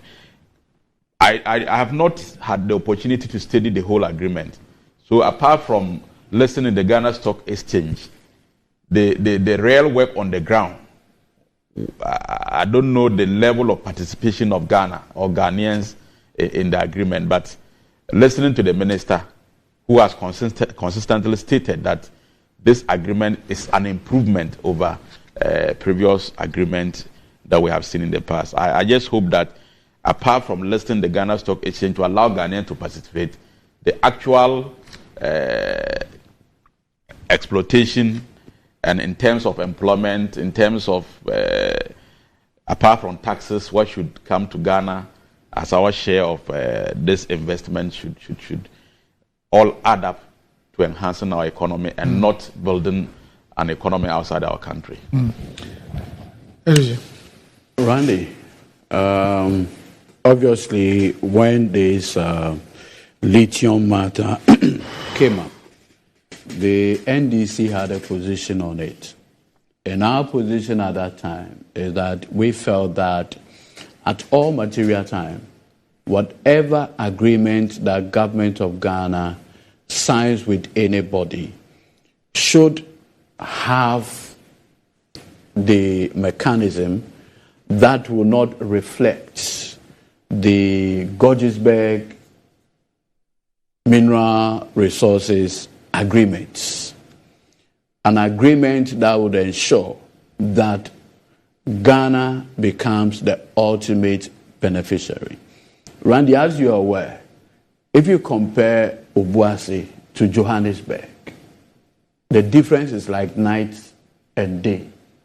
But look at the years that we have, as it were, undertaken mining activities in Obuasi, much the same as Johannesburg, and see the level of development. The belief is that the kind of mineral agreements that we've had over the years have tended not to, as it were, be beneficial to our people. And much more, the development of the communities where these mineral resources are. And so I recall vividly when this lithium matter came up, community members in the central region were up in arms. And they were not happy because they wanted to see how well this is going to benefit them. And so the conversation has always been about benefit, benefit, benefit, benefit. Now, the issue of having to list on the stock exchange, oftentimes the question comes up, who and who eventually gets to, as it were, participate in these stock activities? Again, are they the same people who have led the conversation to where we find ourselves? Is it something that is open up to as many of our compatriots? That, for me, is key. Ordinarily, having to list on the stock exchange should be a welcoming news, in the sense that at the end of the day, you want to see a certain level of capital retention in the country. And I've always made the point, the more capital we retain from these companies, the more stable even our local currency will be. Because most of the time, the nature of the capital flights, it undermines a lot more what happens to our local currency. And so if we have gotten to the point where today, what shall I say, the lithium mining agreement, we have a situation where this. But first of all, even in the 1990s, I remember that Ashanti Goldfields was listed, right, on the Ghana Stock Exchange. Yes. How did it change the conversation? Randy, after listing the Ashanti Goldfields on the Ghana Stock Exchange, which I think opened around 96, thereabout, what has really been the benefits to us because we had Ashanti Goldfields listed on the Ghana Stock Exchange? So it is not just enough to list, because we have experimented this before in the past. And what has really been the transformation, either the communities where these mining communities are, or Ghana as a whole, simply because we have had these companies listed on the stock exchange. I do not want to discount the benefit of a very vibrant stock exchange. I do not want to do that. But come to think of it, the experiment in the past and now, what useful lessons have we learnt relative to some of these activities? And today, it is only when we can, by way of data and among other things, really do the cost benefit. I think we'll just be going in circle. So I for now, I would say it's a welcoming news, but with the benefit of subsequent data, we will do further interrogation of this. All right. Okay. So on the earlier discussion, the Honorable Neil Antivanderpool is the MP for Dodododo, but as one of the key residents in the area that we're talking about, says that his wife spent 7 hours in traffic yesterday. He says he's asked questions on this perennial problem twice in Parliament, and nothing has been done about it. So that has to do with the issue about the Western Corridor and the gridlock we witnessed yesterday, and the fact that the meteor says that there will be more rains till July. We'll take a break. When we return, the Olympic Games is in June. June, so next month or so in Paris. Okay, but it appears that the CD is really sprinting more than any of the sprinters who will be competing in the 100 meters at the Olympics. We'll come back and see if the CD really will end up breaking Usain Bolt's record.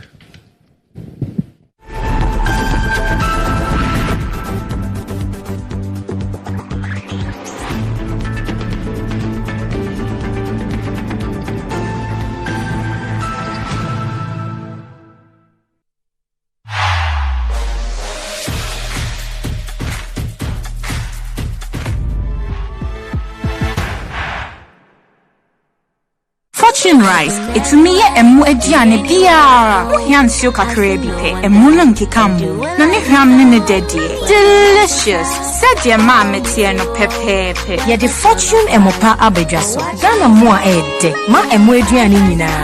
FDA aje ejedi nkratoa yatum.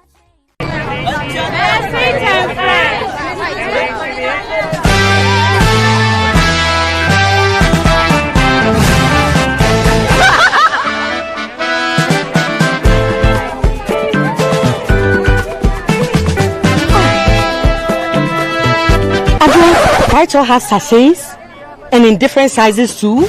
You didn't know? These Electoral sachets that we all use to fry our meat and fishes, to prepare our favorite meals, and to refill our empty original Electoral bottles. Hey! Are you sure you are a fellow Ghanaian? Get your trusted Electoral sachets today for affordability, convenience, and for the refilling of your original Electoral bottle. Electoral, you deserve a life of goodness. This advert stories begin right here, and we never write them alone. There'll be pages we love to read again and again, and some we want to tear out. They are stories of dreamers, stories of creatives, stories of strivers, stories of believers, and we're inspired by them all. We invite you to write your story with us. Your story matters, APSA. We are back bringing you the latest lineup from Betway. Betway starts strong with their front two with Free Play Friday and Swipe Bet. In the middle, you've got all the control with Cash Out and Build a Bet. Plus, with Win Boost, you can boost your sports bets. At the back, they have Smart Picks and the Partial Daily Jackpot. You always get way more with Betway.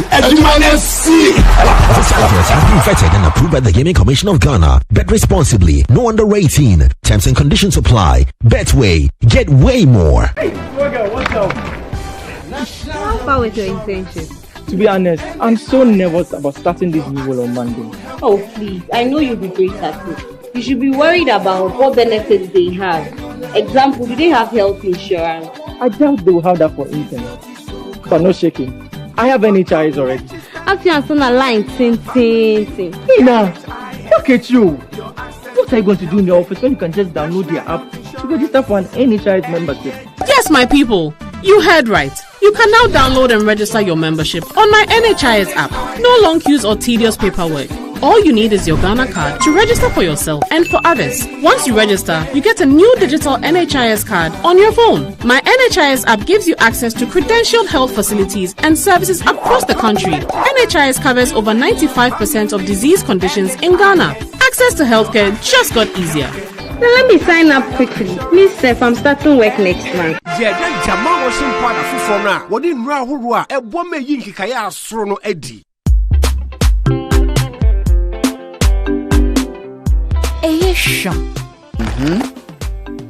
Emma wonsa ho nhihyew. Ena epu ehuro nso yi. Eyi nkekaya nkasa. Oh, I see to be. The Jamal washing powder for furnace sachets akesi enum aba. Eyi nkekaya nkasa. Anima. For Jamal washing powder bottle 30. Kan niema o de beji aware. New Jamal washing powder. Emanyeme niti ne musu ye hwam. Wo hokafo a oma won tade niti. FDA aje edwede nkrato yatum. Fortune rice, it's me emu ediane biara. Ohiansio kakra bi pe, emu no nkeka mu. Na ne hwam ne dedie. Delicious. Said your mom metie no pepepe. Yeah, the fortune emopa abedwaso. Ghana mo a ede. Ma emu eduane nyina. FDA aje ejedi nkratoa yatum.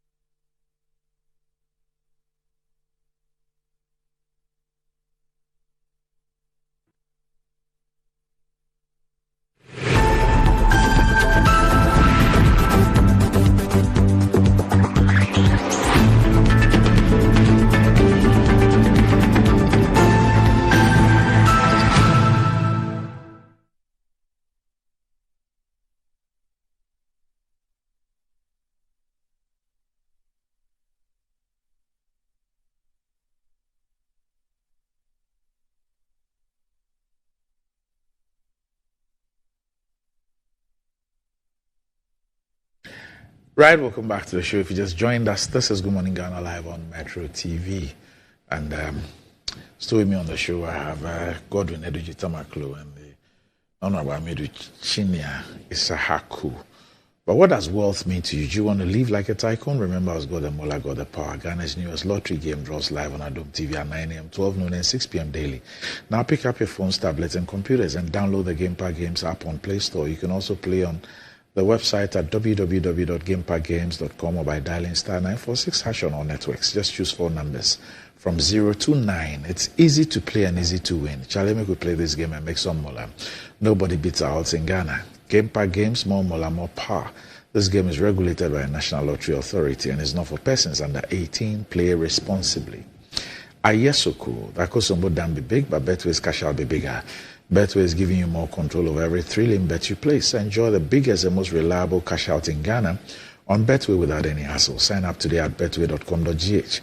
Terms and conditions apply. It's not for persons under 18 and is regulated by the Gaming Commission of Ghana.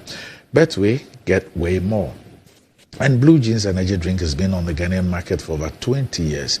We already know what it does for the body. It contains vitamins and nutrients like vitamin B2, B3, B6, B12, as well as taurine and guarana, which are known to boost your strength and energy, as well as promote high performance and endurance. Blue Jeans Energy Drink has been tested and tried. It's indeed the best. Blue Jeans Energy Drink is for bold and active men and women. So go and grab a cold can and power your day. It's in shops nationwide. Budget, and you can reach Budget Cash and Carry Limited on 0208 128 190 or 055 001 0000. Okay. Now, it appears that some people are taking advantage, Honorable, of the situation that happened there, because I got a message from a banker. His name is Abraham Ferguson. And he says, in fact, I left the office. He's Eduji's very close friend. In fact, he's one is the supreme leader, one is the director of FTs. Fake news, you know? He says, in fact, I left the office at 6 p.m. and got home at 5 a.m. Meanwhile, the traffic was too much. So this man lives on the western side of Accra. And there's no traffic. You know, and he's situating himself inside there. This guy is a thief. I'm even scandalized. I'll reach out to the wife. So it looks like there are some people who have told their families that they went to do a meeting on that side. So they were caught. They came at 5 a.m. Maybe he went for some outreach program. Banking. Outreach in banking. Yes.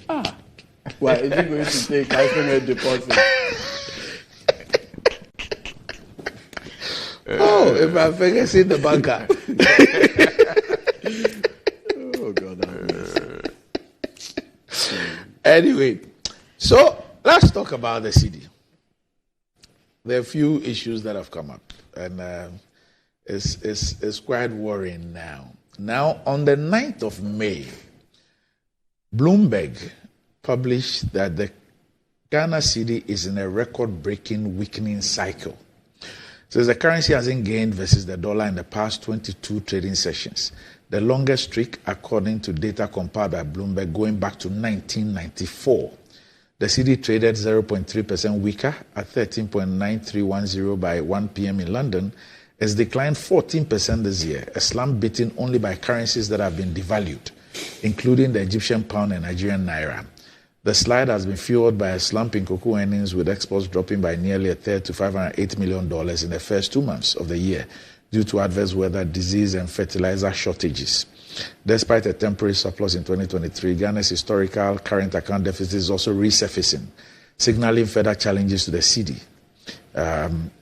That's according to Gejli Amosi, who's an emerging market strategist at Societe Generale. The cedi's forward curve calculation sees the currency breaching the record low of 14.6174 per dollar by the third quarter, ending the year at 15.98. FX forward pricing is calculated based on the spot rate and interest rate differentials between the two. Okay, so this was the Bloomberg report. Now, the Ghana Union of Traders Association, GUTA, has also issued a statement. And this statement was issued yesterday, I believe. No, in fact, it's today. It's today. Today, 14th of May. So this morning. Press statement. The depreciation of the cedi is creating a big mess for the business community. And the Ghana Union of Traders Association, GUTA, expresses deep frustration over the current depreciation of the cedi, which is creating a big mess for the business community, especially the trading sector. This seeming crisis, coupled with the ever-rising freight charges from Asia, are rendering the cost of doing business unbearable. The current state of affairs has far-reaching implications and has caused prices of goods and services to increase for the consuming public. The inflationary pressures resulting from the depreciating cedi have pushed the cost of goods through the roof, making it increasingly difficult for businesses to stay afloat. The purchasing power of the consuming public has also been affected, thereby reducing the turnover of businesses. Repayment of loans to the bank has become extremely difficult. The rising freight charges, compounded by customs duties benchmarked in dollars at the port, are crippling trade and commerce, leading to untold hardships for businesses and consumers alike. It has increased unpredictability of forecast of businesses. The value of credit purchases increases, thereby making it very difficult for traders to repay the goods bought from the overseas suppliers, leading to higher indebtedness to businesses. GUTA hereby calls on the government to take urgent measures to save this alarming situation from getting out of hand. GUTA expresses its readiness to collaborate with the government and other stakeholders on this issue, and is signed by Dr. Joseph Obeng, who's president of GUTA. Okay, that's the Ghana Union Traders Associations. Now, on page 29 of the Daily Graphic, today's edition of Daily Graphic, move to stabilize cedi. Government BOG urged to avert leakage of foreign remittances. And Kwame Lawe reports that banking expert Dr. Richmond Etuahine has called on the Ministry of Finance and the Bank of Ghana to ensure that fintechs, or financial technology service providers, and money transfer companies, MTCs, in the international remittances space reimburse Bank of Ghana's Nostro accounts or an authorized dealer, such as a commercial bank with foreign exchange components of all foreign exchange accrued. He said this will help reduce the current accounts deficit and also help to stabilize the local currency against major trading currencies such as the United States dollar, euro, and UK pound sterling. Reacting to an assurance by the BOG governor, Dr. Ernest Addison, that the cedi will stabilize against the US dollar and other major currencies, Dr. Etuahine said, despite the assurance, the governor did not provide a clear-cut strategy on how the cedi will stabilize against the major trading currencies. At the First Bank Ghana Gala night last Thursday, Dr. Addison told the media that the Ghana cedi will stabilize against the US dollar and other major foreign currencies. According to him, the central bank is doing everything possible to keep the exchange rate from front stable. Quote, the governor says he will do everything possible for the cedi to stabilize against the dollar and other major foreign currencies, but he didn't provide a clear-cut strategy on how he's going to do that. Dr. Etuahine told the Daily Graphic Business in an interview yesterday. And according to him, per the Foreign Exchange Act of 2006 at 723, it's only the Bank of Ghana which has authorized dealership to receive international remittances, including financial institutions. It has instructed to do so. And it goes on and speaks about what the Bank of Ghana should do, and also about the Payment Service Act, which also deals with this issue.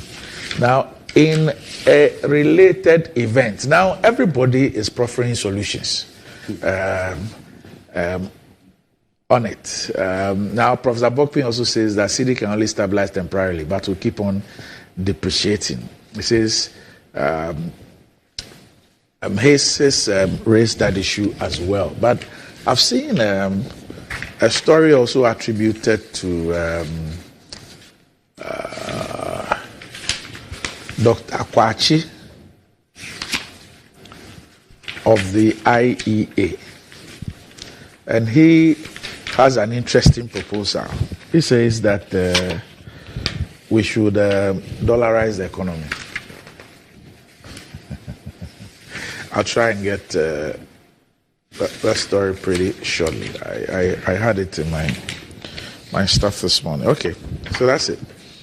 And he's the Director of Research at the Institute of Economic Affairs, Dr. John Kwabena Kwachi, and he suggested adopting the dollar as Ghana's currency to stabilize the economy.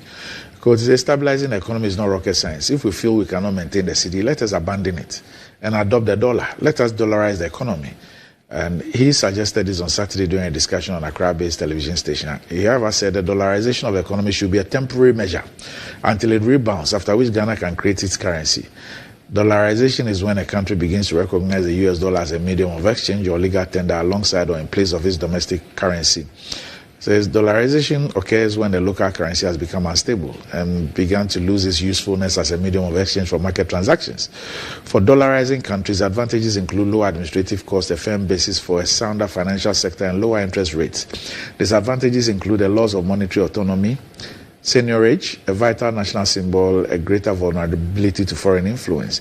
And he also proposed that the central bank be converted into a currency board as another option for economic stabilization. In a currency board system, the local currency is anchored to a foreign currency, that's a reserve currency, and the exchange rate is strictly fixed. A currency board does not influence monetary policy, but relies on supply and demand, issuing notes and coins and providing fixed rate conversions to the anchor currency. And it bemoaned the government's failure to implement the many alternatives available to it, preferring to collateralize the country's assets for loans. Unfortunately, we are being driven by the IMF program, so there's very little we can do. We are bound by their policy, and breaching it will attract sanctions. If we were following and implementing the right policies, we would not have been here in the first place. He described the recent exit of some foreign companies from the country as shocking, and he says that it will have severe consequences for the already struggling economy. Eduji. Yes, boss. You see, Randy, whilst you were reading, I was making some notes. I think that we are back to the same point. Which point?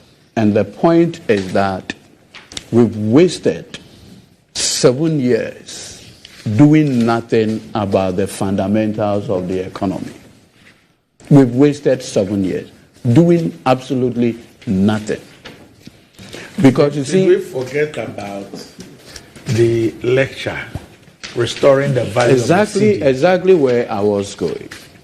Because if you look at the lectures of Dr. Mahmoud Bawumia at Central University and the wild claims that were made, and if you look at the result, the scorecard today, it clearly puts the matters in proper perspective, that we have wasted 7 years and never again should the destiny of this country be toyed or joked with. Look, the MPP, under the watch of Dr. Bawumia, idea of stabilizing the Ghana cedi is borrowing, and borrowing. And so, right from 2017, they had to do 2.25 billion Franklin Templeton bonds. The next year, they now went into the Eurobond market itself. And in the space of 5 years, have done $11 billion of Eurobond. What has been the appetite for Eurobond? To provide an artificial strength for the Ghana cedi in the past year.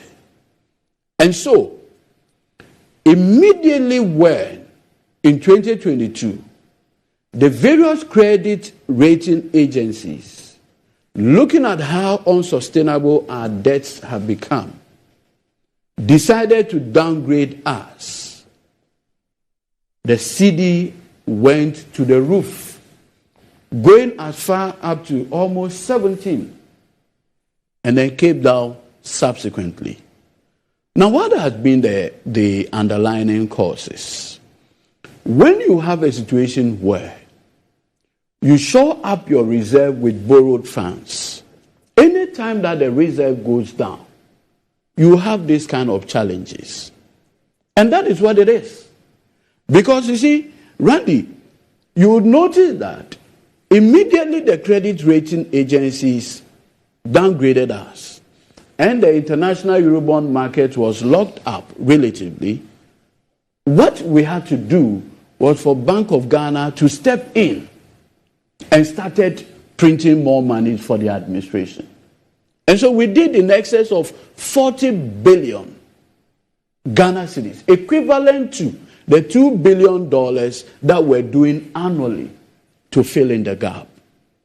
And so if you watch the dynamics, there's nothing really that can be done. And in fact, if you listen to the governor of Bank of Ghana on Thursday, he did not suggest any strategy beyond the hope that the $200 million borrowing from the ECOWAS Bank for Development or whatever, and the additional $300 million from the IMF program, and hopefully the ability to syndicate some loan with Cocoa Board by September. That is the only source of salvation or hope that this administration is building. Curiously, Randy, as we speak, the chair of the economic management team has abandoned his job and is on the campaign trail. He's out there chasing the wind. He's completely left the core job.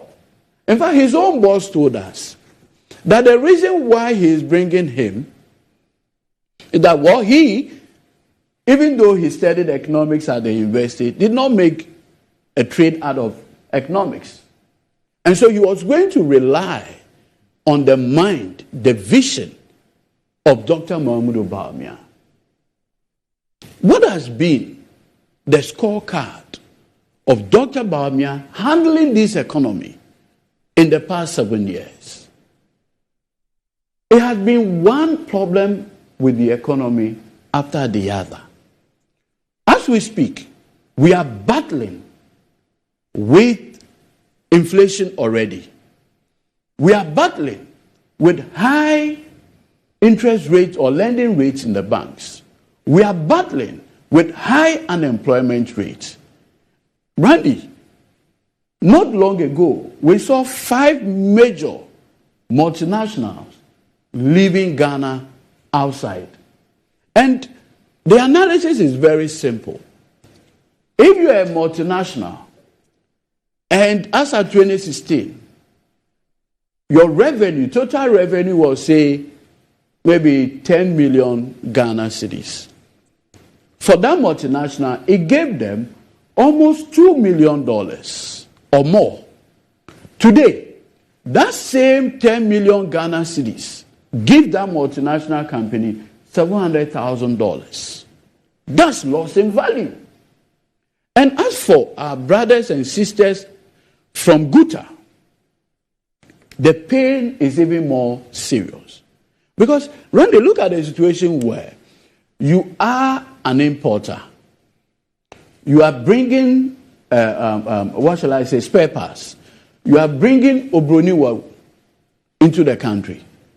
And so in 2016, Randy, if you had 1 million Ghana cedis, it was going to give you $250,000 worth of Obroniwa that you would have brought into the country, sell, make your profit, and then move on with your life. Now, because of the depreciation of the cedi, supervised by Dr. Mahmoud Bawumia, you have a situation where the same 1 million Ghana cedis can only buy $70,000 worth of Obroniwa. And so that woman who is selling Obroniwa at Okanshi or Kantamanto is seeing the direct effects of the incompetence of Dr. Mahmoud Bawumia. I am not surprised at all that today he no longer speaks to matters on the economy. He's busy with digitalization and serious jokes. And what we should all recognize is that, look, in the past 7 years, people's wealth, the toy, have completely been wiped away by this administration. And one would expect that in such crisis, leadership response will be some seriousness. But what have you seen, Randy? What have we seen by way of leadership response to the crisis that we are facing? The funniest that I've seen so far is that you have a situation where MPP leadership organizes a program and gives the vice president a steer. That person who is at Kantamanto, Okainshi, who wants to go and do a major import, is busily looking for money. He has to bring in more Ghana cedis in order to get few dollars. These are the concerns of people. And you would expect that the current managers of the economy, led by Dr. Mahmoud Bawumia, will show some seriousness. That exactly is not what we are saying. And that is why I am not surprised that Guta would issue a statement basically pleading with government and duty bearers that you've taken your eyes off the ball. And by reason of you taking your eyes off the ball, we are suffering. There's so much pain in the country. And so, Randy, we have gotten to a point where, and I've always maintained, if you vote for Dr. Mahmoud Bawumia, he has no new ideas. In fact, he himself has told his boss, in fact, the boss has told us that if you want to rely on me to salvage this sinking ship, I cannot do anything about it. And as for the president himself, he's checked out. He's in the country, but he's not here. The entire economy is on autopilot. How can a government legitimately say that our solution to this problem is relying on borrowed funds? I remember MPP in opposition, Madam Eslausu. He said if governance was all about borrowing, her 19-year-old son could be the president of the republic or could lead this country. Today, if you ask all MPP members, what are you going to do, as it were, to stop the depreciation of the Ghana cedi? Oh, we are expecting $200 million from ECOWAS Bank. We are expecting $300 million from IMF. How did we get here, Randy? How did we get to these sorrowful states where today people cannot even plan? That brings to fore the campaign promise H.E. John Dramani Mahama made when he met Guta, the Association of Importers and Exporters. And he makes the point that, listen, because of this rapid depreciation, you're unable to plan. And that with the benefit of political power, one of the things that we want to consider is giving you a fixed rate. Not a flat rate as proposed by Dr. Bawumia, but a fixed rate. So that if in 6 months we know that Guta people have a special arrangement to get the dollar and say 9 Ghana cedi to $1 for the next 6 months, that is what it's going to be. So that you can properly plan your life. Because research shows that that is far better than the flat rate that is being proposed. So you have a situation where H.E. John Dramani Mahama is promising, Randy, that will give you a fixed rate for the purposes of planning, predictability in the next 6 months. So that after the 6 months, depending on the state of the economy, a board will sit and review, factoring all kinds of, factors to ensure that these businesses do not suffer like it is going on now. At this rate, Randy, I am afraid, and I say this, that the way things are going, by July, the Ghana cedi will be doing beyond 15 cedis. Some people have suggested that it's already 15 cedis, depending on where you get it.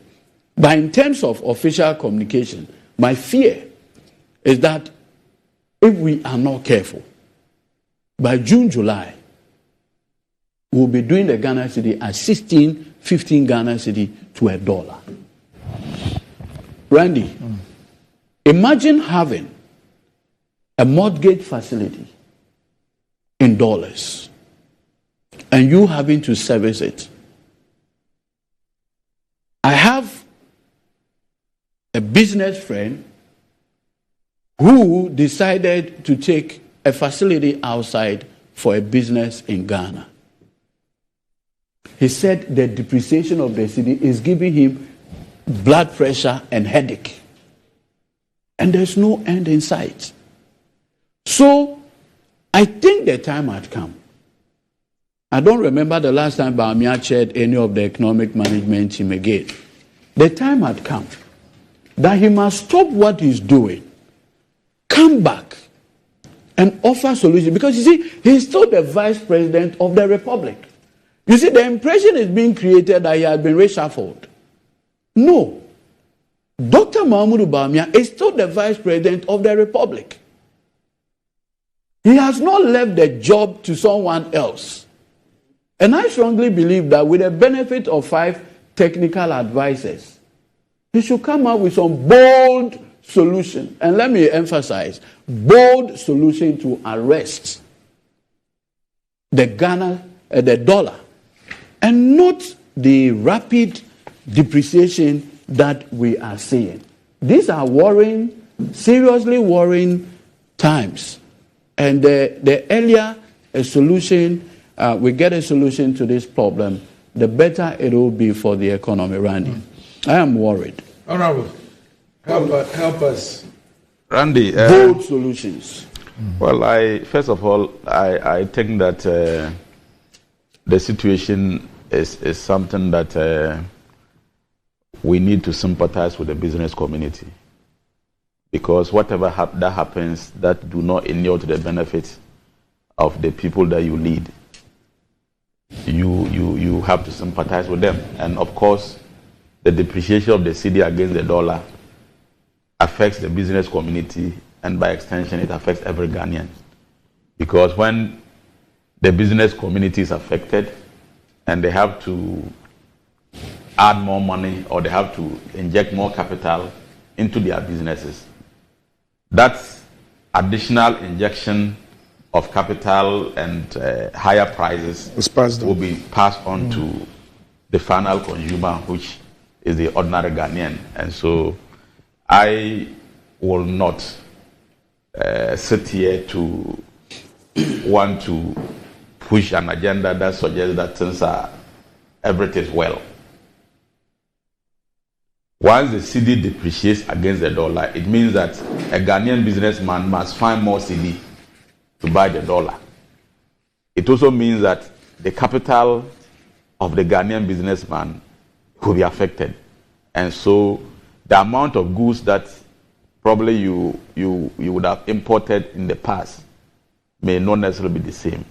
And so it is a worrying trend that every Ghanaian must be interested in. But Randy, what sometimes surprises me is the attitude of our friends in the NDC. I mean, it is not as if you have not been there before. You have been there before. And your record is an open secret.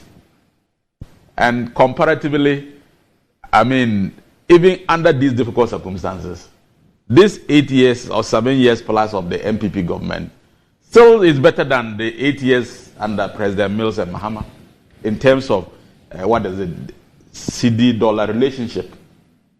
I mean, if you look between 2009 to 2016, the 8 years of the NDC, when Mahama was vice president and subsequently president, the average depreciation of the cedi in the 8-year period was 18.9%.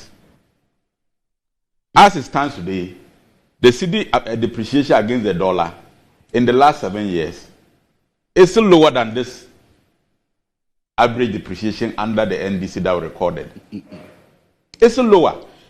Sometimes, I mean, you can coerce or you can try to paint the picture because the nominal value of the CD against the dollar is going higher. People may be tempted to believe that it is the worst situation. But if you do the real measuring of the CD depreciation against the dollar under the 8 years NDC and against what we are experiencing now, in averages, it was worse under the NDC. And the cumulative depreciation of the CD under the NDC, they are 8 years against today. Between 2009 to 2016, the CD cumulative depreciation was 71.1% cumulatively. In the last 7 years, the cumulative depreciation under our government is 64.6%. I am not by this suggesting that, I mean, things are good. But because of lawyer Tabakulo, I was asking you to send your cumulative depreciation to Abosokai. No, Randy, we are doing. And Okanshi.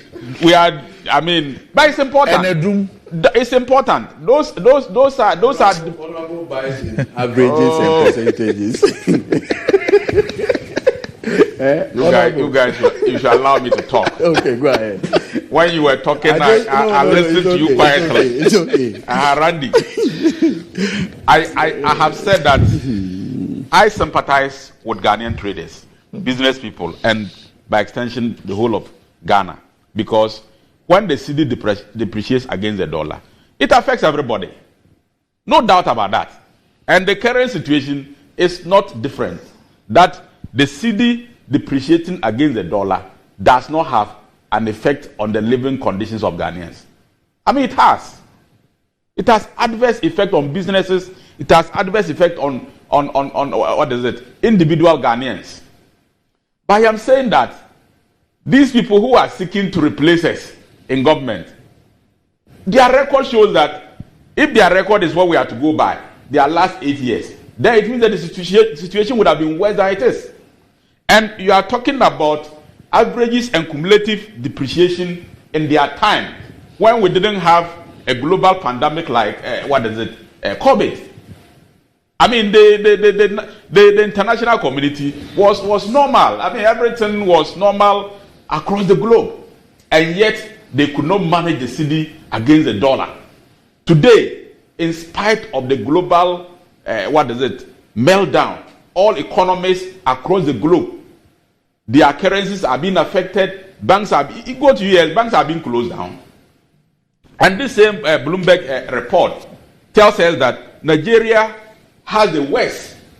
In fact, the naira has depreciated against the dollar by 55%. It's the worst. So Ghana, even in this situation, is still better than them. Today in Nigeria, $1 is to 1,600 naira. 1,600 naira to a dollar. Mm-hmm. In fact, Ghana is doing better than a lot of countries. That same report that we are referring to.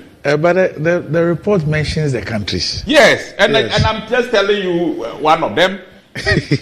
But the point, I'm just saying that Ghana is still doing better than other countries. And Randy, when we are discussing matters of this nature, let's look at the global situation. Ghana is not an island. And Ghana is not standing alone. Global effects have an impact on our economy. And that is why I'm saying that the NDC, with their worst record, did not even experience the kind of global challenges that we are experiencing today, yet they were worse. It means that if you replay NDC to today, they would have been doing worse. Even if you bring that record and put in place of MPP's record, it's worse. Which, by extension, even suggests that if they were confronted with the situation MPP government is confronted today, they would have been doing worse. Now, the truth of the matter is that Ghana was supposed to earn, we're expected to earn about $508 million from our cocoa earnings. And this drop certainly has affected our situation. If you also look at the reports, they have suggested that for Ghana and Zambia, this is a quote, delays in reaching a debt restructuring agreement with private creditors is likely weighing on capital flow. This is part of the report. Yes. Yes. So because currently. But who's responsible for that? The government is responsible. Yeah. But of course, it means that when this matter is resolved, I'm just trying to let you know that the situation will improve. It is not the best as we expect, but it will improve when this major hurdle is crossed. My brother, Lawyer Tamukulo, will not admit to this, or he will not point to these facts as indicated in the report. Which facts? Yeah, this is, I mean, if I have quoted something, Ghana and Zambia. This is a quote from the report. For Ghana and Zambia, the delays with reaching a debt restructuring agreement with private creditors, which you are well aware of, is likely weighing on capital. And once there is the capital flow is affected, of course, there will be pressure and there will be speculation. Are you aware that the flip side of what you just read is the fact that you are not servicing your external debt? The thing that you have not reached an agreement on, you have also not been servicing from November 2022. That is not the subject we are discussing. How is it not? No. We are talking about depreciation of the cedi, and I'm telling you one of the reasons, a reason that has been stated by even the people who have come out with the report. I'm surprised that you think they are not related. You are talking about the fact that we have not reached an agreement with our external creditors, not so. As a reason. Yes. And I'm just telling you. I am not saying it. That is what the report is saying. No problem. But you decided to rely on it. Yes. And I'm also asking appropriate and reprobate. Whether you appreciate. I am not. Chief. I am not. Chief, whether you appreciate the flip side, that this same lack of agreement, what it also means is that from November 2022, a critical component of your forex expenditure, which is the service of your external debt, has not been happening. And I'm saying that it's a what is it? I am telling you the reason why, as pointed out in the report, why we are experiencing what we are experiencing now. I mean, that is what you are saying is a fact, but I mean, for me, it's not related to the point I'm making. The point I am making is that there is a reason why we are where we are. And that has been stated in the report, which I have quoted. And you don't dispute that. Yes. That is a reason. I have also given a second reason, that the drop in our cocoa earnings by $508 million has also affected our situation. I'm just trying to let you know some of the reasons that have accounted for this situation. So one of the reasons is the drop in commodity prices. Not so. Yes. What you read. Yes. Okay. So are you aware that Randy? I think you should allow me to. You allow my colleague to make his submission. I like to learn from. I like to learn from. He was making inaccurate statements, but you didn't. But you have. No. Assume that, Honorable. You see, when you have a platform like this, and you allow one to flow the way he wanted with the interjection, and then the other person is being interjected, it affects the flow of the person. So Honorable. So I think that you allow me to make my submission. Because at the end of the day, I've heard you. Hold on. At the end of the day, the discussion we are having here is not for the purposes of the three of us here. People are listening to us. Yes. They will make their own interpretations. They will accept some of my views or disagree with some. They will accept some of his. Yes. So you should allow, just as you allow him to flow, allow me to also have my take. So Honorable, I hear all what you have said. In all the things that you said, he made statements that were not factually accurate. In your submission, have you pointed to one or corrected one of them? I'm coming there. Okay. But I haven't finished talking. Okay. So yes, I haven't finished talking because I want to assume that I am not intelligent enough to have identified those ones. So I want to hear you. I haven't said that. Maybe you are saying it. You are saying it. No, I said it. I'm not saying you said it. My friend said that the 7 years of MPP has been a wasted one. Is that right? Is it? So you should have. How can he? They can be challenges with the system, but you can't say that the 7 years of MPP, in terms of restoring the fundamentals of the economy is a wasted one. I mean, it takes a lot of time. The countries that we have, like America, UK, and all those powerful countries, it didn't happen in 7 years. Really? It didn't happen in 10 years. The economies didn't get where they are in 10 years or even 20 years. They have done this several years, over 50 years, some 100 years to get to where they are. And so it may not take a government to change the fundamentals of an economy in 7 years. But the process you put in place as a beginning will tell whether subsequently or many years to come, the foundation you are laying has the potential of changing the fundamentals of the economy. And for me, what President Akufo-Addo and the MPP government has started in terms of 1D, 1F, somebody can downplay it today. But the long-term effect of 1D, 1F on changing the fundamentals of Ghana is huge. It may not be yielding the kind of results that we expect within this period. But we all know that for you to change the economy of a country, you need to be self-dependent. You need to be able to create your own industries, your own factories, and be able to produce goods that you are importing so that you can rely on your local economy and probably pressure on dollar and other foreign currencies to import. Once it is reduced drastically, your economy will be normalized. And there are a good number of factories that have been started under this government. It is the step to correcting the fundamental mistakes that we have in our economy. What has been the impact of those factories? And that is why I am saying that the impact may not be felt hugely today, but it is the process to leading to correcting that fundamental challenge that we have. And the truth is that there are numerous factories that have been started.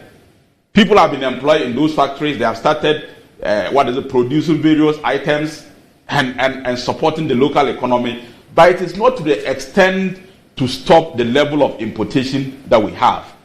But my belief is that with these processes in place and with time, if we are able to maintain and expand these 1D, 1F, projects that have been started, that is the way to correct the fundamental challenges in our economy. For anybody to say that in the last 7 years, nothing has been done. My only difficulty, Honorable, is that I keep asking this question all the time when this issue of 1D, 1F comes up. And I always like it to be supported with data. If it is import substitution, what is it? Is it 0.5%? Is it 1% in area A or area B? Such that we know that we are on course. Well, I am tired of using the gas plant as an example, because I don't believe that you need 10 or 15 or 20 years to be able to demonstrate that an industrialization policy, which is 5 or 6 years old, is benefiting you and shows demonstrable evidence that is in fact the way to go, and that in the next 5 to 10 years, this is what it will achieve. It should be possible to show the gas plant that example will probably be, for me, if we had not discovered oil, and the processes to discovering oil took so many years. We couldn't have established a gas plant without discovery of oil. So the processes from even before PNDC and NDC and Kufuor, before we discovered oil and all that, it's part of the process leading to the gas plant. But we have been. It's a chain. It's a value chain. We have been planting tomatoes. The gas plant. We have been planting tomatoes. The gas plant is a part, Chief, of a whole. Value chain. We have been planting tomatoes before we found oil.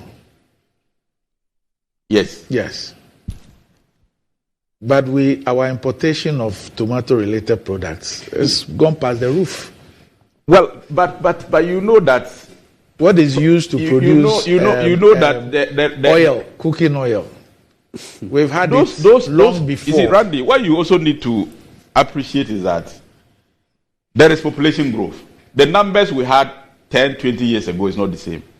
So just as you are striving to locally produce, because of growth in population, probably you will still not meet the demands and you have to keep importing.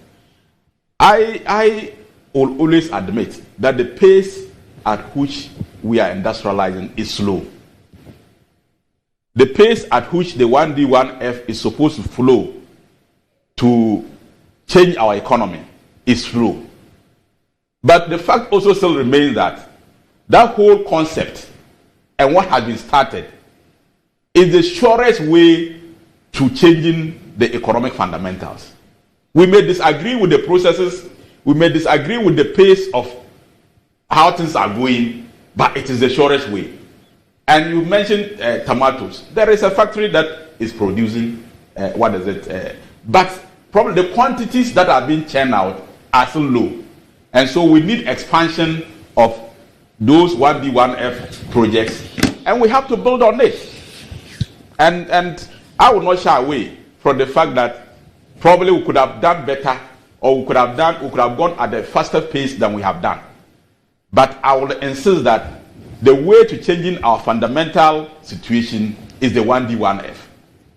People can disagree with the mode of implementation, the concept itself. You can disagree with those things, but that is the solution to our problems.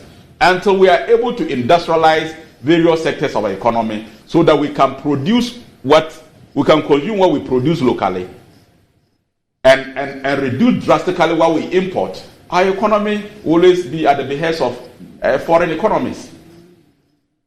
That is something we can't run away from. So for my friend to suggest that 7 wasted years, I mean, why do we want to celebrate people after they are dead?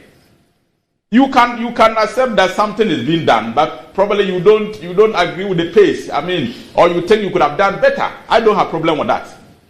But to say that 7 wasted years, when you know there is 1D, 1F projects all over, some existing companies have been supported and they are doing better than they were doing. Some new ones have been set up and they are working. Is there not a tiles factory set up under 1D, 1F? Is it not working? Which one? Tiles. They produce tiles in Ghana. Which one? I think it's the one in the Western region. Yes. But that company was not set up under 1D, 1F. Well, if you claim look, the will be so angry. Well, the concept, I have said that the concept of 1D, 1F is to support existing factories to grow and to also create new ones. So whether it is supporting an existing one or establishing a new one, the concept is that we have to industrialize so that we can grow, so that we can become self-reliant. And that effort has been started. I don't have a problem with my friend and his party disagrees at the pace or at the concept, but even they, by mistake, even have the power to govern Ghana. The way forward is industrialization. The way forward is the setting up factories and industries. That is the only way we can become a self-reliant.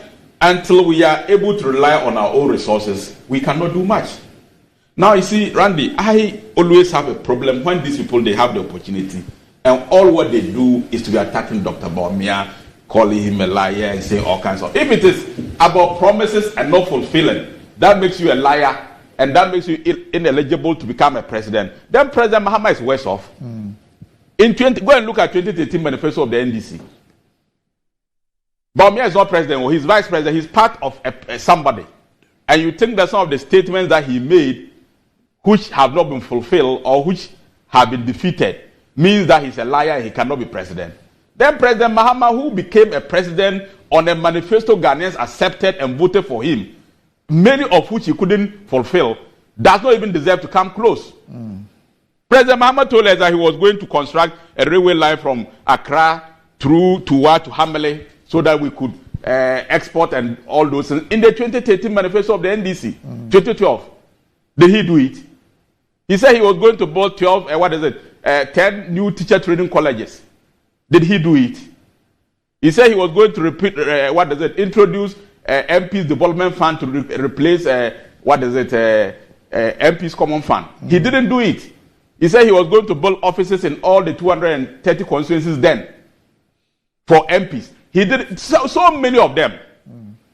These are things contained in the NDC 2012 manifesto upon which Ghanaians elected President Mahama as president. So if there's any lying person, if there's anybody who tells lies, If there's any Ghanaian politician who has unfulfilled promises, President Mahama is number one.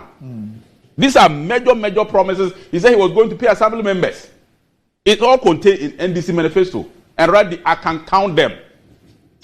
If you want, I'll open and read them to you. Things contained in 2012 NDC manifesto upon which Ghanaians elected Mahama as president of Ghana. He became president for 4 years, and most of them, he didn't even start. You mean 2016? No, I'm talking about 2012. Okay. 2012 manifesto of the NDC. Okay. These things I'm mentioning, railway from Accra to Hamale, is 2012 manifesto of the NDC. 10 colleges of education, I'm sure that at that time, the 10 regions, each one will get one. Not one was started. He was going to replace MP's Common Fund with MP's Development Fund. It's in their manifesto. He was going to pay assembly members.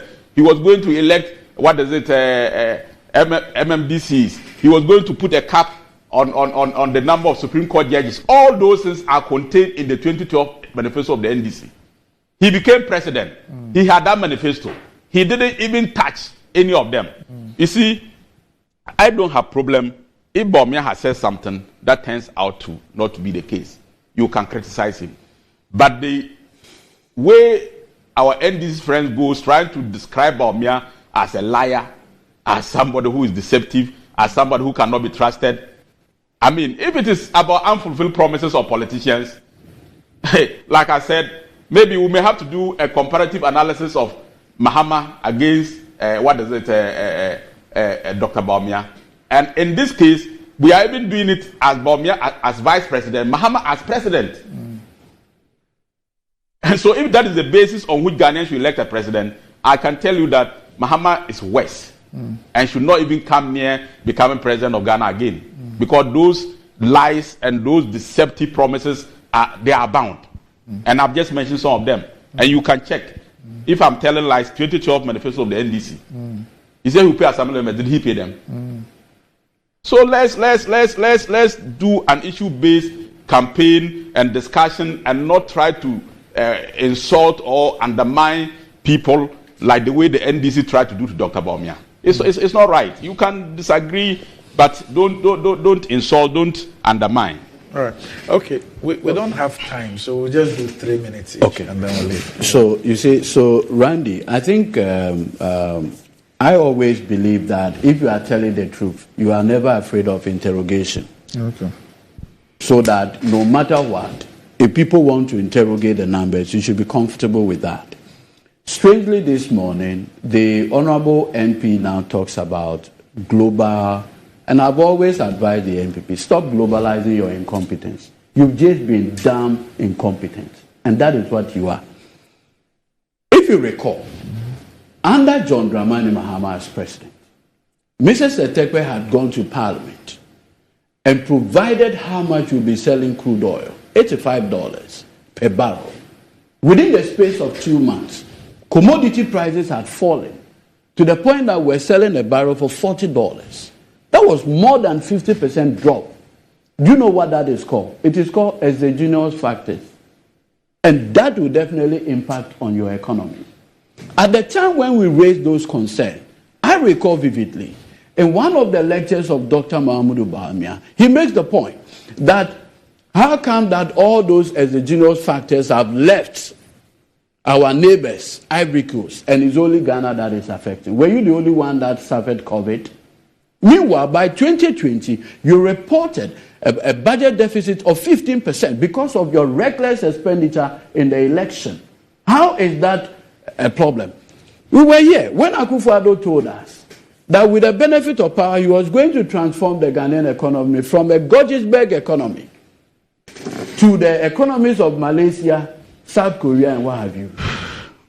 7 years after, you are telling us that it takes more than. Didn't Akufo-Addo know that he has only 4 years? When he was promising that he would transform the economy, a Georgesburg economy, and that within 18 months, you will transform this economy. You have been found out that you are just wasteful. That is what, and in fact, everything that you have said now corroborates my initial point that you wasted our 7 years. If after 7 years, all that you have to show for is this shambolic performance, then you did never deserve the mandate of the people of this country. But you see, again, we are looking at Ghanaians now and we are speaking to them. Do you go out there to the forest markets or any other place to buy in percentages and averages? We are talking about absolute numbers. But in economic analysis, we use them. No, but you see, the point is that we are talking about the living realities of people. The honorable here, if he had to buy something in 2016 and he needed dollars, he needed 40,000 Ghana cedis to get $10,000. Today he needs 150,000 Ghana cedis to get $10,000. And you are talking about averages and percentages? Don't do that. Don't do that. Because this morning, the people in Abosuokai, the people in Kantamanto and Okainshi, they are watching and they are disturbed. Because you've not offered any solution to their expectation this morning. And that should be concerning. And the person whose responsibility is it to manage the economy better has jumped ship. And he's out there chasing the wind and making jokes. And you say we shouldn't say it. The man himself has said that the thing that he had been saying were jokes. When the man himself, he referred to which one? He referred to a particular issue. But the man says it's a joke. No. The people clap for him, thinking that he was talking about serious things. Reference correctly. I need to move on. Lawyer, reference correctly. Randy, just 30 seconds. So the point I need to make, and Randy, you made some of the points, where, look, only one project by John Mahama, the Electoral gas project, is saving us annually $350 million. Just let me know today on this platform, one intervention by Akufo-Addo in 7 years that is able to save this government or country anything close to $100 million annually. Nothing. Within this period, our food import had increased. Tomatoes, onion, rice. So what has been your use in the past 7 years? All right. Okay. Honorable. Randy. Yes. My lawyer friend suggests that percentages. Your friend who's a lawyer. Yes. He was my mate at the LLM together. He says that percentages you don't use percentages to buy in markets. That is true. But we use percentages to make comparison, to let people know different situations and how different administrations could be better or worse. And the point I am making is that I sympathize with the people of Ghana for the depreciation of the cedi against the dollar, because it has rippling effect on every Ghanaian. No doubt about that. It affects the business community, it affects the ordinary Ghanaian. But I am saying that if you look at the average, and both the average and cumulative depreciation of the cedi against the dollar, when their flag bearer was president and vice president, it is higher than today, which tells me that if they had the opportunity of being in power today, our situation would have been worse from their records. That is why I want him to appreciate. This is voodoo. It is not. You were in power between 2009 and to 2016, and the average depreciation of the cedi in your time, in 8 years, is worse than today. The cumulative depreciation of the cedi against the dollar in your time is worse than today. And you sit here and tell me that Mahama should come and take over because he will be a better manager of Ghana's economy. Why his records shows that he was worse. But Randy, we left more financial buffers. We left more financial buffers for you. We are talking about. Master, what buffet do you have? You measure a leader based on legacies. What legacy do you have? Lawyer. The financial Lawyers are very. Where are your buffers? You don't have buffers. Lawyer. You destroyed every single buffer cool down, lawyer. John Mahama left for you. Tell me. I'm sticking to the subject of discussion, and I want to make the point clear, because these people, their mood now is to incite people against MPP. No, your incompetence is inciting people against you. And we need to explain, we need to take time to let people see the point we are making. In as much as we agree that the situation is not what we desire and we could have been better. But we are also making the point that in spite of the fact that things are difficult, these people are not an alternative. Because their record in 8 years, if you are talking about cedi depreciation against the dollar, their record on average and cumulative depreciation is worse than what we are experiencing now. So I'm just saying that if they had the benefit of being government today, they would have been worse off based on their record. I'm not saying that we buy goods in the market with percentages, no. But it is a measure to determine what it was in the past, what it is in the present, and what it will be in the future. So the fact that your record shows that you had it wrong and you were worse than today, you can't convince me or any Ghanaian that you'll be better if you are given the opportunity to rule.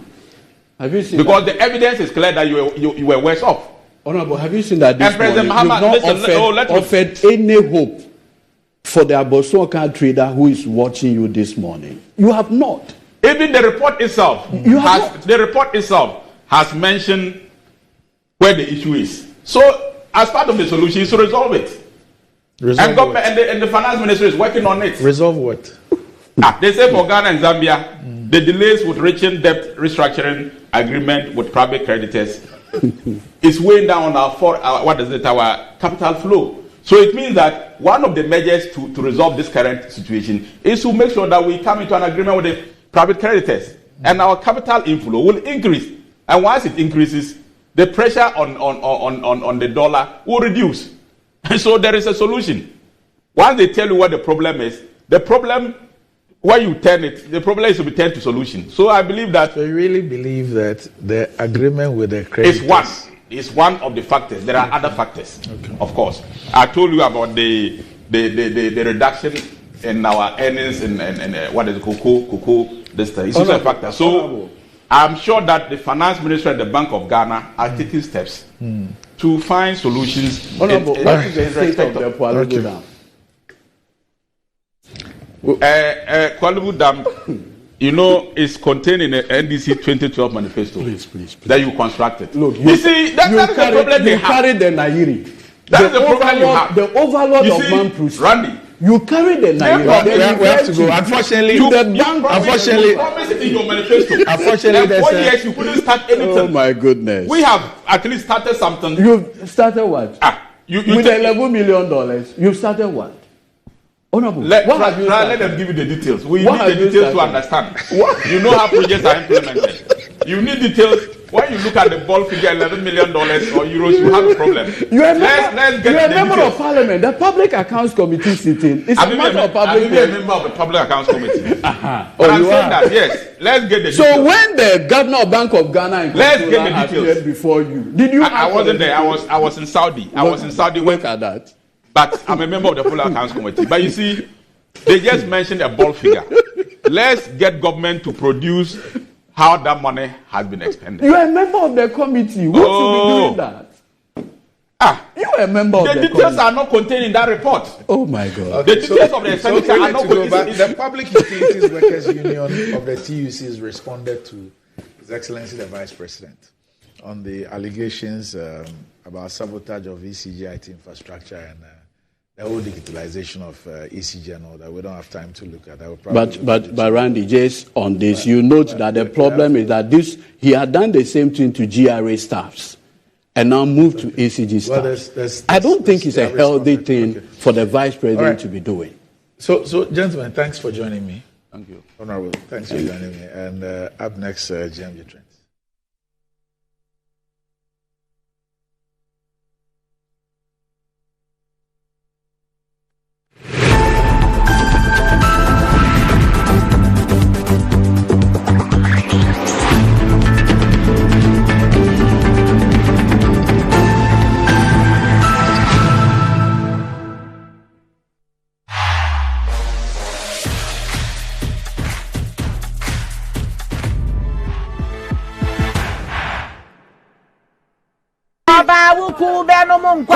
Customer.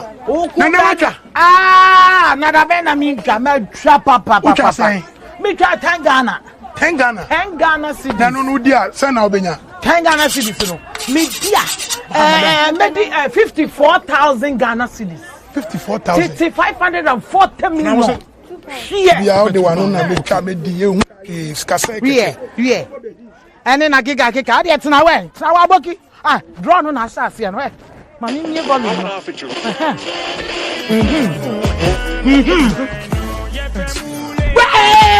Customer.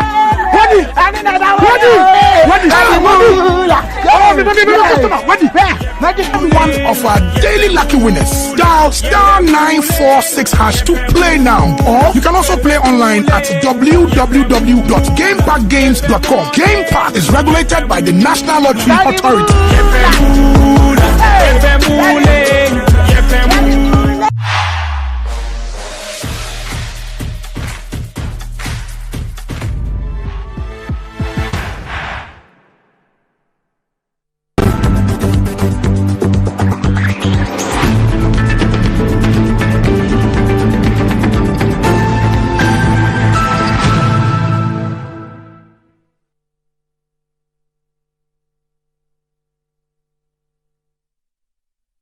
Right, welcome back to the show. If you just joined us, this is Good Morning Ghana live on Metro TV. Time to check out what is trending on social media with Desi, Starboy.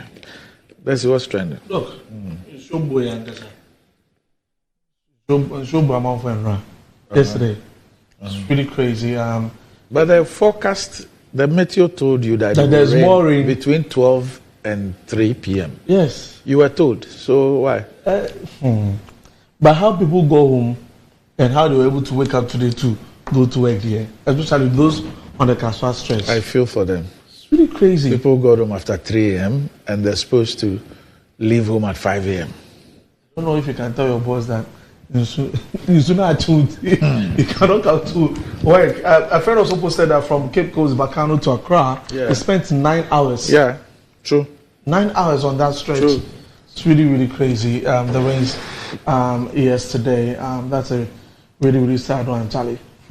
Anyway, let's move on quickly and talk about the man who sang the song, I Just Want to Say I Love You. The man, Stevie Wonder, because he is now officially a Ghanaian, because he has received his Ghanaian citizenship, and he was at the Jubilee House yesterday. He met with the president and swore an oath of allegiance to the country, Ghana, and got his certificate to officially be known as a Ghanaian. And I mean, the excitement as he was speaking at the Jubilee House with respect to him achieving that, he's been very happy about it. Says it's been a lifelong dream for him. So that has also been in a trend this one. So there he is, Stevie Wonder, swearing the oath of allegiance as he acquired his Ghanaian citizenship. That has been the trend. So now people say that Ghana has 25 Grammy Awards. He has added to any people. So yeah. So you have 25 Grammy Awards now. Steve, the man won the Grammys before he became a Ghanaian. So the kind of they just. I said at the time he won the Grammys. He wasn't a Ghanaian. Yes. In fact, this makes him a dual citizen. It doesn't make him a Ghanaian. So he's a dual citizen, American and But I'm Ghanaian. saying that if he subsequently wins a Grammy, then you can say that your half citizen has won. Please. Anyway, let's wrap it up with a quick one that's trending. Obinim. Oh, also what about 2 offering?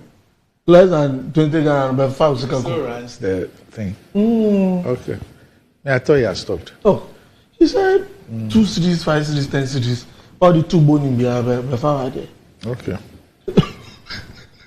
Let's take a lesson quickly. Maybe even not been here before. Eba chomo amudi sika beto amon sa mefa mo ade. Obi odi sika to obi abefa usika. Udi sika bi ato abefa usika. 10 ne 5 ne yejai ewa ha. Befa usika free ha.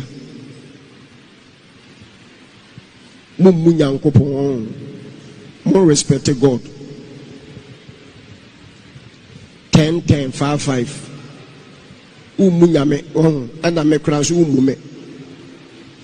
Why would this cabe to a mechanic dear trade, be 10 or 5? I guess I'm a first can be no me amount. Mr. Befa.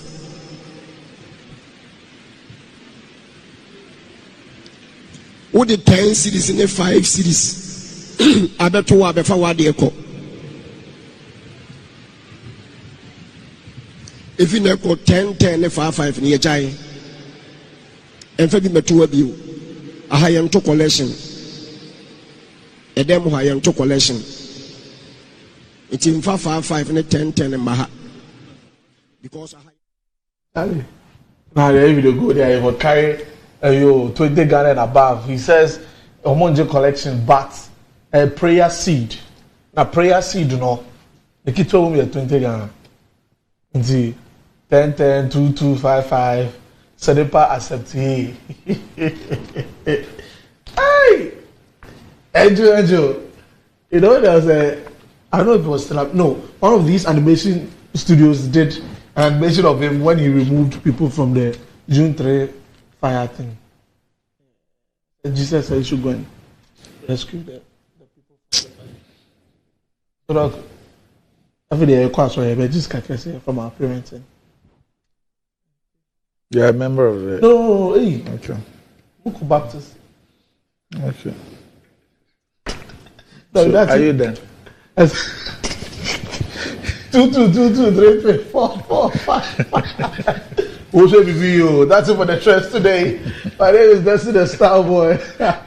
I'll see you tomorrow. Up next, Metro Sports.